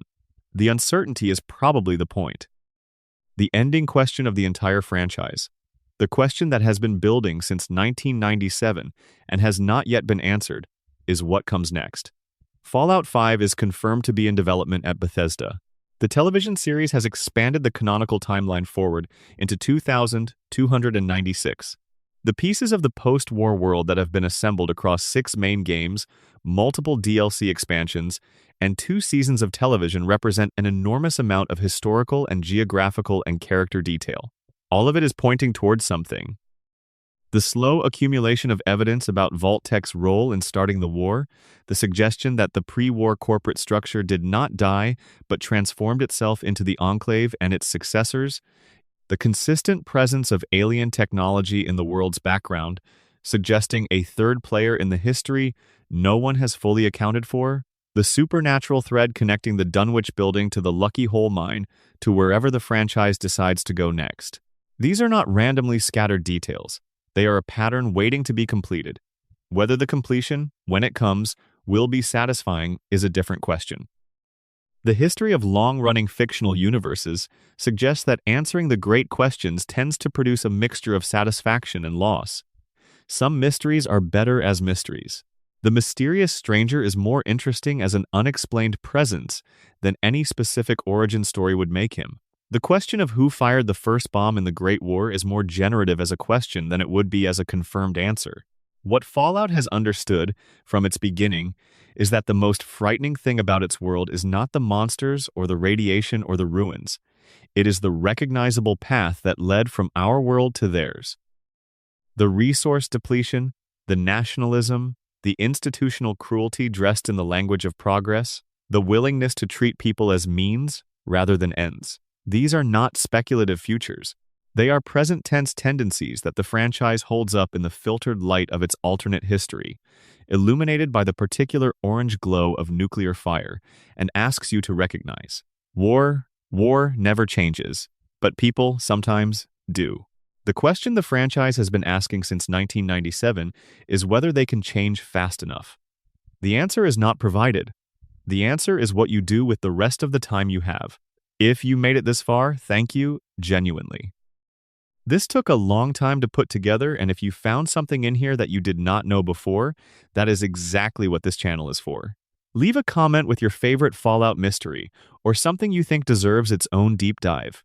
If you want more of this, subscribe. There are a lot more rabbit holes where this one came from. See you in the next one. Section 13. The Brotherhood's Hidden History. The Brotherhood of Steel is the faction most players meet earliest and understand least deeply.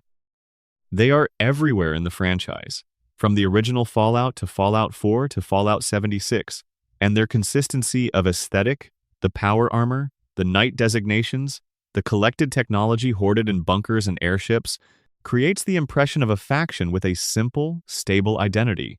But the Brotherhood's internal history is riddled with fractures, ideological divergences, and chapters that the organization itself seems to prefer not to discuss openly. Roger Maxon's founding of the Brotherhood in 2077 came directly out of the mutiny at Mariposa Military Base. Maxon was a military officer who had been assigned to oversee the FEV research being conducted there. When he discovered what was actually happening to the test subjects, he executed the scientist responsible, declared himself in open rebellion against the United States government, and began broadcasting his reasons to anyone who would listen. His declaration is one of the most important documents in Fallout lore, and it is remarkable because it is a genuine statement of moral principle made at a moment when moral principles had essentially ceased to carry institutional weight. The people who followed Maxon were not all idealists. Some were soldiers who had become too exhausted to fight for a government they no longer trusted. Some were scientists who had seen too much of what their field could be turned toward. Some were simply people who needed somewhere to be when everything fell apart. Out of this mixture, Maxon tried to build something coherent, and what he built was an organization that placed the preservation of technology at its center. The choice of technology as the organizing principle is fascinating because it is neither purely practical nor purely ideological. Maxon was not simply a pragmatist who recognized that technology would be the key to post-war survival. He had a philosophical conviction that the knowledge encoded in technological artifacts was the most valuable thing remaining in the world, and that allowing it to be lost or misused was the specific failure that had produced the Great War. The Brotherhood's mission to collect and preserve technology was, in Maxon's framing, an act of historical accountability. Someone had to be responsible for the things that had almost destroyed the world, keeping them safe both from the world and from the temptation to use them carelessly again. This framing worked, more or less, for the first few generations, but institutional ideas calcify without the original context that gave them meaning, and by the time the Brotherhood appears in the games set in 2161, the careful stewardship that Maxon originally envisioned has transformed into something closer to hoarding. The Brotherhood in the original Fallout is an organization that will not share its technology with the people who could most benefit from it, because sharing would mean trusting people they have not vetted, and the vetting process is endless because the Brotherhood does not actually want to share. The schism that produced the Outcasts, an East Coast splinter group encountered in Fallout 3's DLC, is a symptom of this institutional problem. The Outcasts broke from Elder Lyons' Brotherhood chapter in the capital Wasteland because Lyons had begun prioritizing humanitarian concerns over technology collection. He was protecting settlements, fighting the super mutant threat directly, and deploying Brotherhood resources toward problems that had nothing to do with technology preservation in the narrow sense. The Outcasts viewed this as a betrayal of the Brotherhood's core mission. From their perspective, the Brotherhood existed to collect and preserve technology, not to play wasteland peacekeepers. From another perspective, Lyons had simply remembered that technology preservation was supposed to serve humanity and had recalibrated the Brotherhood's activities accordingly. The tragedy is that both positions had some defensible logic, and the Brotherhood's institutional culture was not equipped to hold them in productive tension. It could only break. The Brotherhood of Steel under Elder Arthur Maxon in Fallout 4 represents another shift, though in a direction that might have satisfied the Outcasts more than it would have satisfied the original Lyons. Maxon's Brotherhood is militaristic, expansionist, and deeply invested in a technology acquisition agenda that is willing to use significant violence to achieve its goals. The Prydwen, the massive airship that dominates the Commonwealth skyline, is simultaneously an extraordinary piece of engineering and a symbol of the Brotherhood's willingness to project overwhelming power. What is never fully addressed in Fallout 4 is how Arthur Maxon, who became Elder at the remarkable age of around 17, ended up with the specific ideology he holds. His decision to declare synths abominations and to pursue their elimination with what he presents as moral certainty is framed by the game as a product of his upbringing within the Brotherhood's culture. But the details of that upbringing, and the specific experiences that hardened his views into the form they take in the game, are touched on only briefly. There are terminal entries that hint at formative encounters. There is dialogue that suggests the events of Fallout 3 left marks on the capital Wasteland Brotherhood that produced the Maxon who arrives in Boston. But the internal life of the faction between Fallout 3 and Fallout 4, the decisions that were made and the debates that were had, and the ideological evolution that produced the Prydwen and its crew, is one of the franchise's larger temporal blind spots. What we do know is that the Brotherhood has existed long enough to institutionalize its own mythologies about itself. The founding story is told as a story of heroic moral clarity. The schisms and compromises and failures are not part of the official narrative. The Brotherhood you encounter in the games is always, from within its own self-image, the legitimate inheritor of Roger Maxon's vision. Whether it actually is, and whether that vision was actually as coherent as the institutional mythology suggests, are questions that the games ask without answering. The question about the Lost Hills bunker and the Brotherhood's original Western chapter deepens this. The core of the Western Brotherhood remains centered in California and has been relatively absent from the franchise since Fallout 2, despite the fact that 200 years of history should have produced significant changes there. The hints scattered through later games about the Western Brotherhood's status suggest that it has contracted significantly, that the combination of the Masters' War in the original Fallout and subsequent conflicts with the NCR have weakened them considerably. But the details of that contraction, and what, if anything, remains of the original Brotherhood's institutional structures in California by the 2280s, are almost entirely blank. The Brotherhood Maxon, founded in the Western Desert, and the Brotherhood that arrived on an airship over Boston in 2287 are separated not just by 3,000 miles, but by a 200-year divergence in institutional, culture, political relationships, and strategic doctrine. The Prydwen chapter is not simply the Lost Hills chapter transplanted east. It is an organization that evolved in response to specific Eastern wasteland conditions, and the details of that evolution, particularly the transformation from Lyons' humanitarian-leaning chapter to Maxon's current military posture, remain one of the franchise's most interesting historical gaps. One small detail that rarely gets discussed: the Brotherhood scribes, who handle technological research and documentation, have maintained enough institutional continuity across 2 centuries to preserve genuinely significant pre-war knowledge.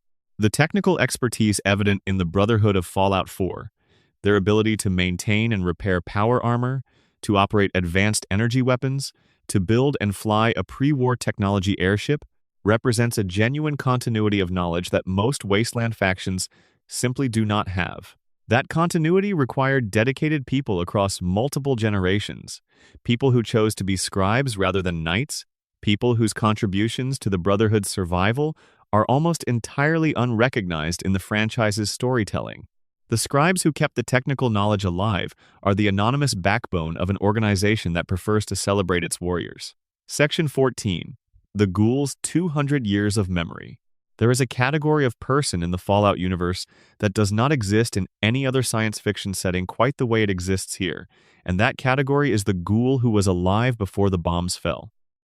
Most creatures that live long enough to accumulate significant historical memory do so in the context of fantasy, where lifespan is a function of magic or species biology, or in certain corners of science fiction, where advanced medicine extends human life well beyond current biological limits. In Fallout, the radiation that should have killed people within days of the Great War instead, in a small percentage of cases, triggered a cellular transformation that extended their lives indefinitely. The cost was dramatic physical transformation. Ghouls, the radiation-transformed humans encountered throughout the franchise, have extended lifespans but lose their physical appearance entirely and gradually, over centuries, lose portions of their cognitive function as well. The ones who have not lost cognitive function are called non-feral ghouls, and some of them have been walking the wasteland since before the bombs fell. They are, in the most literal sense possible, living history. Roy Phillips, encountered briefly in Fallout 3, was alive during the war. Moriarty in Good Springs of New Vegas is centuries old. Raul Tejada, a companion in New Vegas, was 43 years old when the bombs fell in 2077 and is around 247 years old by the time the courier meets him in 2281. He was born in Mexico City and survived the bombing of that city, losing most of his family, and has been moving through the world ever since. Watching everything he has ever known get replaced by something else, watching successive generations build things and destroy them and build again, carrying memories that nobody else alive shares. His companion questline touches on what this actually feels like. Raul has, over his 2+ centuries, developed a quality that could be called world weariness, but that description is too simple. It is more like a profound exhaustion with the emotional work of caring about things that will not last. He has been a mechanic, a gunslinger, a companion, a traveler. He has built things. He has watched them be destroyed. He knows that the things being built now will also eventually be destroyed, and that knowledge sits in him like ballast, keeping him stable but making him slow to invest. His personal tragedy is that the very quality that makes him remarkable, his centuries of accumulated experience and perspective, is also the quality that makes it hard for him to be fully present in any given moment. He knows too much about how stories end to be surprised by them anymore. Captain Zhao of the Yangtze represents a different version of the same condition. Where Raul has processed his centuries through movement and work and the maintenance of a functional life, Zhao has spent most of his 200 years in the submarine where he committed his act of terrible obedience. He has not processed anything. He has preserved his grief in the same way that the submarine's sealed compartments have preserved the technology, by sealing himself off from the world that might have helped him make sense of what happened. The question of what 200 years of guilt and isolation do to a person's interior life is one that Fallout 4 raises through Zhao but does not fully answer. When you help him complete his mission, when you give him permission to fire his last warhead and call it done, the relief on his face, or what can be read as relief through his ghoulified features, is one of the game's genuinely affecting moments. He has been waiting for someone to tell him he could stop. You are the first person in 2 centuries to tell him that. There is a broader question implied by the ghouls about how the wasteland handles its relationship to its own history. Most communities in the franchise have a relatively shallow historical memory. They know what has happened in their lifetimes, or what their parents told them, and beyond that, the Great War is a mythological event rather than a historical one. The Brotherhood of Steel is an exception, maintaining extensive records, but its records are curated to serve institutional purposes rather than to preserve comprehensive truth. The ghouls who have survived since 2077 are thus something unusual in the franchise's world, witnesses. Not witnesses who have documented their experience in archives or records, but witnesses who simply carry the experience in their bodies, in the specific texture of their memory, in the way they react when they encounter something that reminds them of how things used to be. One of the quieter tragedies in the franchise is that very few people think to ask these witnesses what they remember. Most human communities in the wasteland treat ghouls as second-class citizens at best and monsters at worst. The idea that the scarred, strange-looking person in the corner of the bar might have been alive when there was a bar worth going to, that they might remember what music sounded like before it all came from crackling radios playing pre-war recordings, that they might be able to tell you what you lost by being born after the war, is not an idea that the wasteland has developed the cultural capacity to value. The television series engaged with this idea most directly through the character of Cooper Howard, who became a ghoul during or shortly after the Great War and has been walking the American Southwest for roughly 200 years by the time the show is set.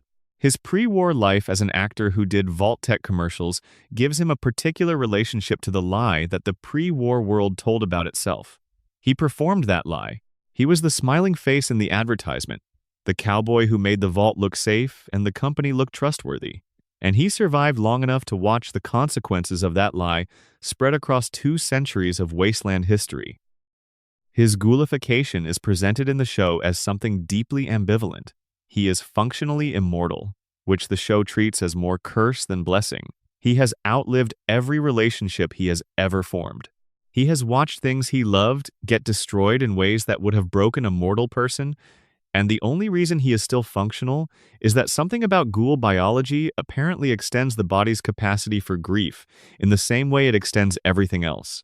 Whether feral ghouls retain any vestige of the people they were is a question the franchise has never firmly resolved. The standard lore says no, that feralization represents a complete loss of the cognitive structures that produced identity and personality. But there are scattered moments across the games, brief behavioral details in specific feral ghouls that suggest the picture might be more complicated. A feral ghoul found near a specific pre-war location, behaving in ways that echo that location's pre-war use. A cluster of ferals found in the ruins of a home, apparently still oriented around the building's structure rather than wandering randomly. These details might be coincidence, or they might be the franchise leaving open the possibility that something survives the feralization that the scientific account cannot quite account for. Section 15. The question of food and what people eat. Food in the Fallout universe is one of those details that most players engage with as a game mechanic, healing items that restore hit points, without thinking about the world-building implications of what those items represent. The pre-packaged food from before the Great War still exists 200 years later, still sitting on shelves in ruined convenience stores and homes. Boxes of Fancy Lads, snack cakes, and tins of pork and beans and bottles of Nuka-Cola still provide sustenance to people who were not born when the packaging was printed. The fictional science that makes this possible, some combination of preservative technology and the general radiation-saturated nature of the environment that apparently prevents the growth of spoilage microorganisms, is never directly addressed. It simply works. What this detail establishes about the wasteland's economy is significant. 200 years after the war, the pre-war food supply is still being consumed. The sheer quantity of packaged food produced by pre-war industry was apparently sufficient to feed wasteland populations for centuries, though presumably with diminishing returns as supplies in accessible areas are depleted. The communities that have developed agricultural capacity, the various farming settlements scattered across the franchise's different regions, are effectively in the business of replacing a food system that has been operating on reserves for 2 centuries.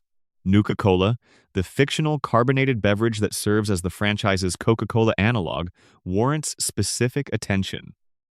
The various flavors of Nuka-Cola are collectible items, plot devices, and one of the franchise's most visually iconic elements. But the existence of a functional carbonated beverage 200 years after the collapse of industrial production is remarkable. Someone has figured out how to manufacture Nuka-Cola in the post-war world, or the pre-war supply is genuinely that large, or both. The Nuka World DLC in Fallout 4 addresses this question obliquely, but the broader implications for the wasteland economy are interesting. The super mutants' relationship with food is grimmer and more direct. Super mutants require significant caloric intake to sustain their large bodies, and in the absence of a functional agricultural system, many super mutant communities have adopted cannibalism as their primary food source. This is not presented as a moral failing in the same way that human cannibalism in the franchise is framed. It is presented as a practical consequence of biology meeting resource scarcity. The super mutants created by the FEV exposure at Vault-87 did not choose their condition. They were transformed by it, and now have to survive within its constraints. The tension between the practical reality of post-war food supply and the moral framework that wasteland communities try to apply to that reality is one of the more interesting quiet tensions in the franchise. Several settlements maintain ethical prohibitions against eating certain foods that are practically abundant in the wasteland, but culturally unacceptable. The Brahmin, the 2-headed cattle that serve as the wasteland's primary domesticated livestock, represent an interesting evolutionary endpoint for a pre-war agricultural tradition. They are genuinely useful in multiple ways, as food sources, as pack animals, as leather sources, and as the basis for a pastoral economy in the few places where enough flat, relatively clean land exists to support grazing.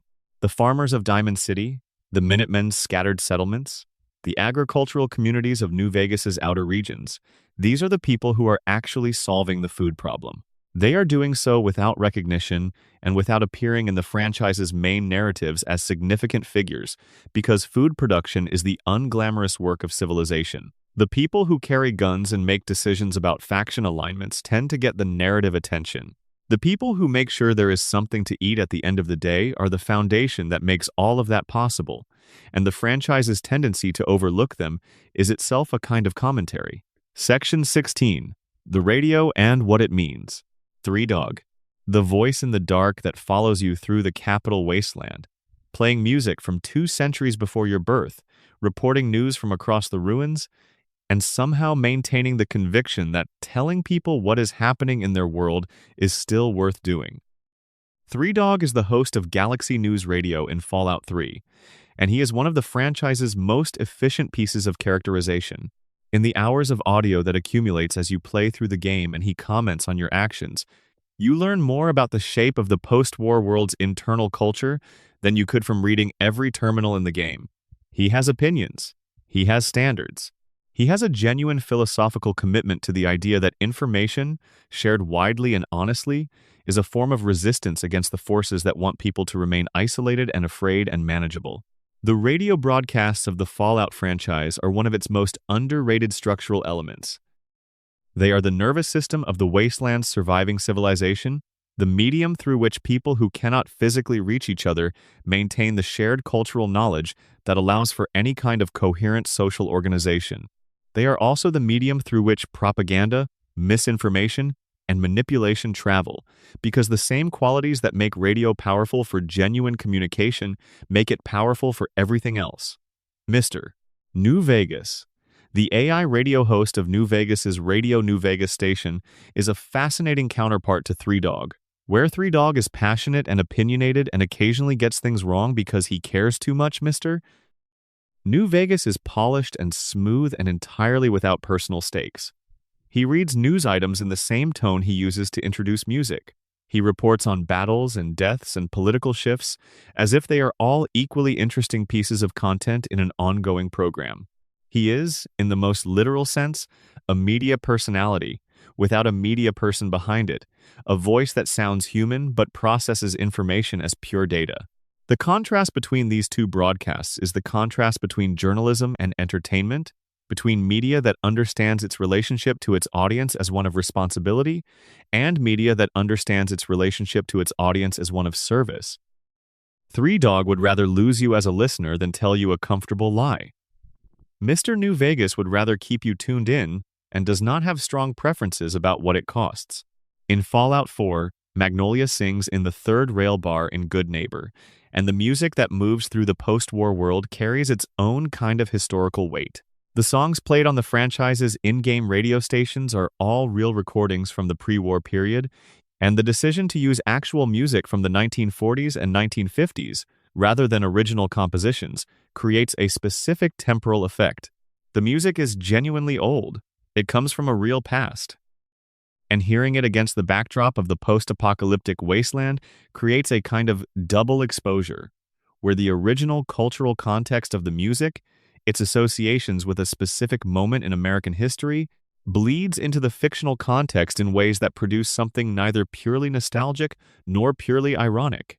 The Ink Spots recording of I Don't Want to Set the World on Fire, which plays during Fallout 3's opening sequence, is perhaps the franchise's most famous musical choice. The song was recorded in 1941, 6 years before the franchise's divergence point from our own history. In our world, it is a gentle love song, metaphorically about the intensity of romantic feeling. In Fallout 3's context, heard over footage of a post-nuclear landscape, the title takes on a grimly literal quality that the original recording obviously could not have intended. This kind of temporal double meaning is something the franchise's music selection consistently achieves. The ink spots appear again and again on Fallout's various radio stations, their warm, close harmony recordings providing an auditory contrast to the wasteland's visual devastation. There is something almost perverse about how perfectly they fit. The lush, carefully arranged recordings of the 1940s sound as if they were made for a world that deserved them, and the world listening to them through crackling post-war speakers clearly does not. And the gap between the two is the emotional register that the franchise most consistently occupies. What the radio broadcasts also reveal, accumulated across hundreds of hours of gameplay across multiple games, is the specific cultural range of what survived into the post-war world. The music that gets played is all from a particular era and a particular cultural tradition. Country, jazz, big band, early rock. It tells you something about whose cultural artifacts were physically preserved well enough to survive and whose were not. It tells you something about which portions of the pre-war world's cultural diversity carried forward into the wasteland and which did not. The franchise has been aware of this limitation and has addressed it in various ways across the games, with different regions having different musical landscapes. But the pattern established in the first few games, the association between the wasteland's surviving culture and the specific aesthetic of white mid-century American pop, is one of the franchise's most quietly significant design decisions. Section 17. The last 175. There are things in the Fallout universe that accumulate, meaning the longer you spend with them. Details that seemed incidental on a first playthrough reveal themselves, on the third or fourth, as load-bearing elements of a structure you had not previously recognized. Characters who seemed peripheral turn out to have been positioned at the exact centers of the questions the franchise is asking. Locations that seemed purely atmospheric contain, if you read every terminal and listen to every recording, small, complete worlds of historical specificity. The number 175 in the title of this video is itself a kind of promise. The promise that there are always more things to notice, more connections to make, more questions worth sitting with. The Fallout franchise has been building its world for nearly 30 years, across 6 major games, multiple DLC expansions, spin-offs, and now a television series that has added new canonical material while deliberately preserving the franchise's fundamental ambiguity about its largest questions. What has never changed, from the original 1997 game to the most recent content, is the franchise's core conviction that the world it depicts is legible. Not simple, not reducible to easy lessons, but legible in the sense that careful attention produces genuine understanding. The mysteries are not arbitrary. They are placed with intention. The questions are not rhetorical. They are asked because someone, somewhere in the development teams across the decades, thought they were worth asking. The detail that the pre-war world in the Fallout universe is culturally stuck in the 1950s is often read as a design aesthetic, a fun visual language that lets the franchise mix atomic age optimism with post-apocalyptic horror for contrast. But it is also a theory about how civilizations die. The Fallout world froze culturally at the moment when American confidence in its own narrative was at its most intense. The decade of total victory, of economic expansion, of technological optimism, of the conviction that the right kind of people running the right kind of institutions could solve any problem the future produced. The world of Fallout froze there because that is where it chose to believe it was. 200 years later, the descendants of the people who froze there are living in the ruins of that conviction. The robots still wear the design language of 1955. The advertisements still use the copy language of 1957. The music still comes from the era of big bands and crooners. And the people listening to that music from the wreckage of the civilization that produced it have to decide, every day, what they are going to build in its place. That is the question the franchise has always been asking. Not what happened in the past, though it cares enormously about what happened in the past. The question it is always building toward is what you do with a world that has already ended once and needs to be rebuilt by people who are carrying the weight of that ending. Whether the thing they build will be different, whether they have learned enough from the ruins around them to make different choices, whether it is even possible to build something different when so many of the institutions and ideologies and power structures that produced the first catastrophe are still present in various forms across the wasteland. War never changes. The franchise says this at the start of every game, a statement that sounds like fatalism but functions as a challenge. If war never changes, it is because people do not change it. People can change. The question is always whether they will. Every mystery in the Fallout universe, every unanswered question about who fired the first bomb, and what is at the bottom of the Dunwich building, and whether synths are people, and what the mysterious stranger actually is, all of those mysteries orbit this central one. The franchise asks the others so that it can keep returning to this one without quite saying it out loud. Because the mystery at the center of Fallout is not a lore question. It is not answerable by finding the right terminal or reading the right holotape. The mystery at the center of Fallout is whether the people standing in the ruins of the world that war produced are capable of making a world that war cannot produce again. Every time you start a new playthrough, you are answering that question. The wanderer you create, with their specific skills and their specific choices and their specific relationships with the factions and people they encounter, is your version of that answer. The Fallout games give you enough room to make genuinely different arguments about what that answer should be. The hopeful argument and the cynical argument both have evidence. The game respects both of them enough to let you make either one. What you do with the answer is the rest of the story.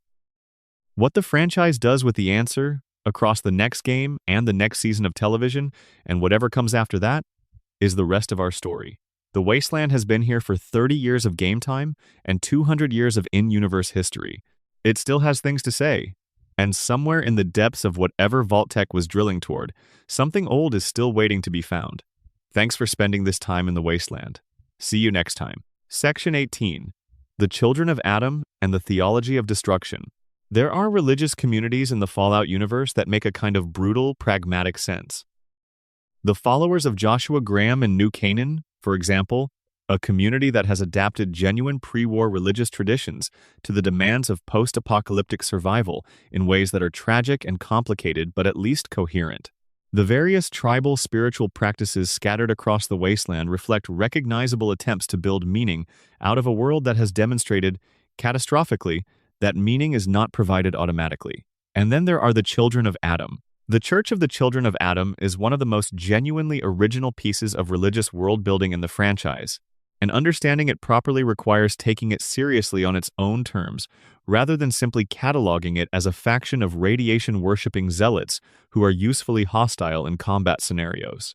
The core theological claim is this: that every atom contains within it a universe, that those universes contain their own living beings, and that nuclear fission, the process of splitting atoms, is a creative act, not a destructive one. When a nuclear bomb detonates, it does not destroy the material it vaporizes. It divides it into infinite new worlds, each containing new life, new possibility, new cycles of existence. The Great War was not a catastrophe. It was the glow, a moment of universal creation on a scale that dwarfs any prior event in human experience. Churk. Adam, the deity the church worships, is the force underlying this process. Adam does not command or prohibit in the conventional religious sense. Adam divides. Adam creates through division. The radiation that kills the faithless and transforms the faithful is the physical manifestation of Adam's creative energy moving through the material world.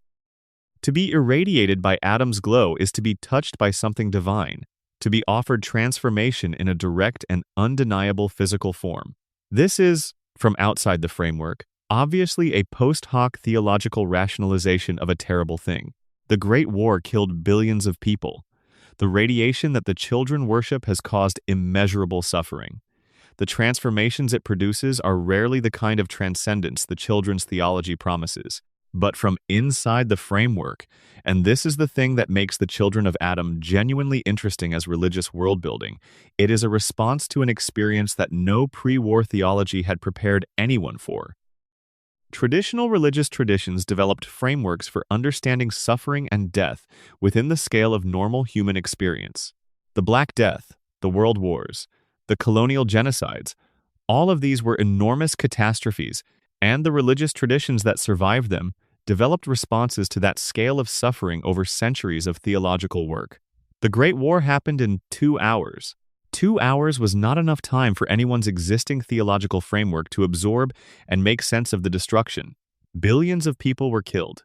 The physical world was transformed into something that bore almost no relationship to what it had been that morning.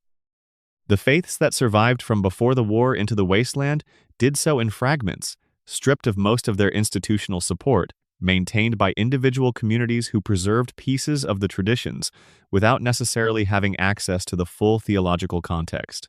The Children of Adam built something new. Whatever problems it has, and it has significant ones, it is a genuine attempt to create a theology adequate to the actual experience of the world that emerged from the war. It does not pretend the bombs were not dropped. It does not tell its followers that suffering is temporary and transcendence is guaranteed somewhere outside the world. It looks at the radiation and the mutation and the death and says, "This is Adam, and Adam is creative.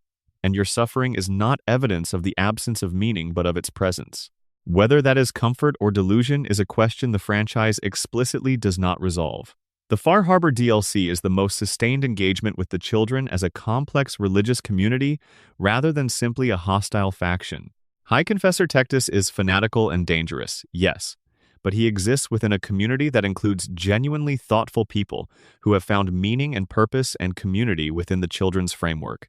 The scientific and humanist critiques of their theology are valid. They are also somewhat beside the point for people who needed a framework for living in the world that the war produced and found one. The supernatural element that the children incorporate, the sense that Adam's presence is literally felt in the radiation-heavy environments they inhabit, is the franchise's most interesting ambiguity on this front. Is the sense of divine presence that the children describe a psychological phenomenon, the well-documented human tendency to experience transcendence in conditions of extreme physical stress? Or is it possible that the opening of reality that Fallout's broader supernatural mythology implies, the cracks in the world through which the Interloper and Ugg-Qualtoth and the various other entities have been finding their way, also allows something like the presence the children describe? Mother of the Fog, encountered in the Far Harbor questline as a spirit or vision that guides the player through the children's initiation ritual, is either a hallucination, a genuine supernatural entity, or a psychic projection from the radioactive fog itself. The game declines to specify. In a franchise that has already established that ancient entities exist below quarry floors, and that the Mothman may be a creature capable of deliberately choosing to appear, the possibility that the children are, in some specific and non-metaphorical sense, right about Adam is not something that can be easily dismissed. The schism between the fanatics who follow Tectus and the more moderate children who appear in some of the game's peripheral communities reflects a real tension within the theology. If Adam is the force of creative division, what distinguishes legitimate worship from nihilistic destruction? If radiation is divine, what prevents a theology of indiscriminate exposure from emerging? Tectus represents the direction that a theology of radiation as creation tends toward when it encounters genuine human beings who do not particularly want to be irradiated for their own spiritual benefit. The desire to share the glow becomes the desire to impose the glow, and the distinction collapses quickly. This is not a problem unique to the children of Adam. Every missionary tradition in human history has had to reckon with the gap between the experience of having found something meaningful and the impulse to ensure that everyone else has the same experience.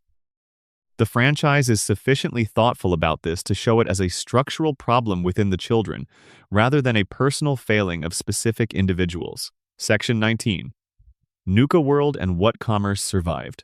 The Nuka World DLC for Fallout 4 is set in the ruins of a fictional theme park that was, in the pre-war world, one of the largest and most visited tourist destinations in America. Based loosely on the aesthetic of Disneyland and similar mid-century American theme parks, Nuka World was built around the Nuka-Cola brand, filled with themed zones representing different flavors of the beverage, staffed by costumed characters, and designed to produce the specific kind of artificial happiness that consumer capitalism developed the theme park format to deliver. 200 years after the war, Nuka World is occupied by 3 raider gangs who have divided its territory among them, and raiders come from across the Commonwealth to participate in a gladiatorial games culture that has grown up around the park's surviving infrastructure. The combination of pre-war commercial aesthetics and post-war raider culture is deliberately jarring, and the DLC uses that jarring quality to say things about both. The Nuka-Cola Corporation, whose corporate history can be reconstructed through the DLC's extensive documentation, was one of the largest companies in pre-war America. Its products were everywhere, its brand identity was global, and its corporate practices included the full spectrum of pre-war capitalist ethics: aggressive market domination, suppression of competition through legal and extra-legal means, corporate espionage, and the development of products specifically designed to create physiological dependency in their consumers. The quantum versions of Nuka-Cola, highly caffeinated and mildly radioactive products that were being developed and marketed in the years before the war, represent the outer edge of the corporation's willingness to experiment on its customers. The terminal entries in Nuka World's backstory documentation describe internal discussions about the health implications of the quantum line that echo the documented history of the tobacco industry's treatment of health. Research. The science was done, The results were unfavorable, and the decision was made to proceed with marketing anyway. The Nuka-Cola Corporation spent the last years before the war building Nuka World as a monument to itself, and there is something telling about the scale of the investment. The corporation had the resources and the pre-war talent to build something genuinely extraordinary, and what it chose to build was a celebration of its own product line. The themed zones represent flavors of soda. The historical exhibits showcase the company's branding evolution. The entertainment is designed to reinforce brand association and create lifetime consumer loyalty in the children who would grow up to be the next generation's customers. The fact that the same company that built this monument also built Vault-Tec's advertising campaigns through its marketing subsidiary is confirmed by terminal entries in the DLC. The connection between the two entities and the implications of a company that sold both nuclear fallout shelter spots and themed amusement park experiences is left for the player to sit with. The raider gangs that have occupied Nuka World represent the franchise's most sustained examination of raider culture as something other than a generic enemy type. The operators, the disciples, and the pack are three distinct communities with different organizational philosophies, different relationships to violence, and different ideas about what the ruins of Nuka World should be used for. The player, taking on the role of overboss of the raider community, has to navigate the political relationships between them. What the DLC does not provide is a good option. The raiders are raiders. Their economic model is based on taking things from other people through force. Their presence in the Commonwealth creates genuine harm for the settlements that are expected to pay tribute to them. The game makes no pretense that there is a version of this situation that is simply fine. You are managing a criminal empire in a world that cannot afford criminal empires, and the only questions available are about the degree and the specifics. This is a kind of moral storytelling that the franchise has always been capable of when it chooses to exercise it, putting the player in positions where the available options are not good and bad but differently uncomfortable, where the honest answer to what you should do is complicated by the reality of what is actually possible in the situation you are in. The Nuka World attractions themselves, the Galaxy Zone, the Safari Adventure, the Dry Rock Gulch, each one carries its own pre-war corporate story, and those stories are surprisingly rich when you take the time to read the documentation scattered through each area. The Imagineers who built these zones were genuinely skilled at their craft. The work they put into creating convincing fantasy environments, even when the purposes of those environments were ultimately commercial, is evident in the surviving structures. The same competence and creativity that built an attraction simulating a trip through the galaxy was in service of selling more Nuka-Cola, but the competence and creativity were real regardless of what they served. The contrast between the scale of human creative effort that went into building pre-war consumer entertainment and the absence of anything comparable in the post-war world is one of the DLC's quieter observations. The wasteland is not empty of creativity. The settlements people build, the improvised weapons, the art found in unexpected places, all of these represent genuine human creative expression. But the infrastructure that allowed an earlier generation to express creativity at the scale of a theme park that covered multiple square miles no longer exists. What people can make now is smaller, more personal, more directly connected to immediate survival needs. Whether that represents an impoverishment or simply a different kind of expression is a question the franchise leaves genuinely open. Section 20. The Deeper Aliens. The Z10 presence in the Fallout universe has been maintained across the franchise's entire history with a consistency that suggests deliberate intent, but the specific implications of that presence have never been fully explored. In the original Fallout, the aliens appear as a very brief Easter egg. In Fallout 2, they appear slightly more substantially. In Fallout 3's Mothership Zeta DLC, they are for the first time a central story element. In Fallout 4, they appear in a brief, optional encounter. And in Fallout 76, they are revealed to be deeply intertwined with pre-war West Virginia history in ways that extend well beyond a simple UFO subplot. What do the Zetans want? The franchise has never answered this question, and the absence of an answer is increasingly strange given how long they have been present. In Mothership Zeta, you can explore the alien ship and recover enough historical material to establish that the Zetans have been abducting humans from Earth for at least 1,000 years. Some of the abductees in the ship's storage facilities are from the pre-colonial period of American history. Some are from the 17th century. Some are from the late pre-war period. The timeline of abductions is continuous and long. The obvious question is why? What are the Zetans doing with centuries of human abductees? The partial answer available from Mothership Zeta's documentation is that some abductees have been used for medical experiments. Some appear to have been used for cultural observation, kept in stasis, and periodically awakened to be studied. Some, particularly the ones with technical skills, appear to have been made to work on the ship's maintenance. But none of these explanations accounts for the scope of the operation or for the specific pattern of abductions across time. The Zetans are clearly capable of more selective and efficient data collection if medical research or cultural observation were their primary goals. The broad sampling across centuries of human history suggests a longer-term project than any of the available partial explanations can account for. The connection between the Zetans and Vault-Tec, suggested by the Fallout 76 material, adds another layer. If the two organizations were actually cooperating before the war, and if Vault-Tec was providing the Zetans with access to human subjects in exchange for something, the nature of that exchange becomes a significant open question. What did Vault-Tec get from the Zetans?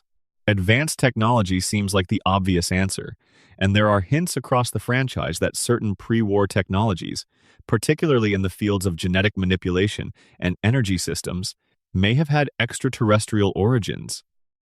The MPLX Novasurge weapon that the Quaer Verum organization stole to use as evidence of the government's use of alien technology was, by the franchise's account, originally a reverse-engineered Zetan design. But if technology transfer was the basis of the relationship, then the Zetans were presumably getting something in return.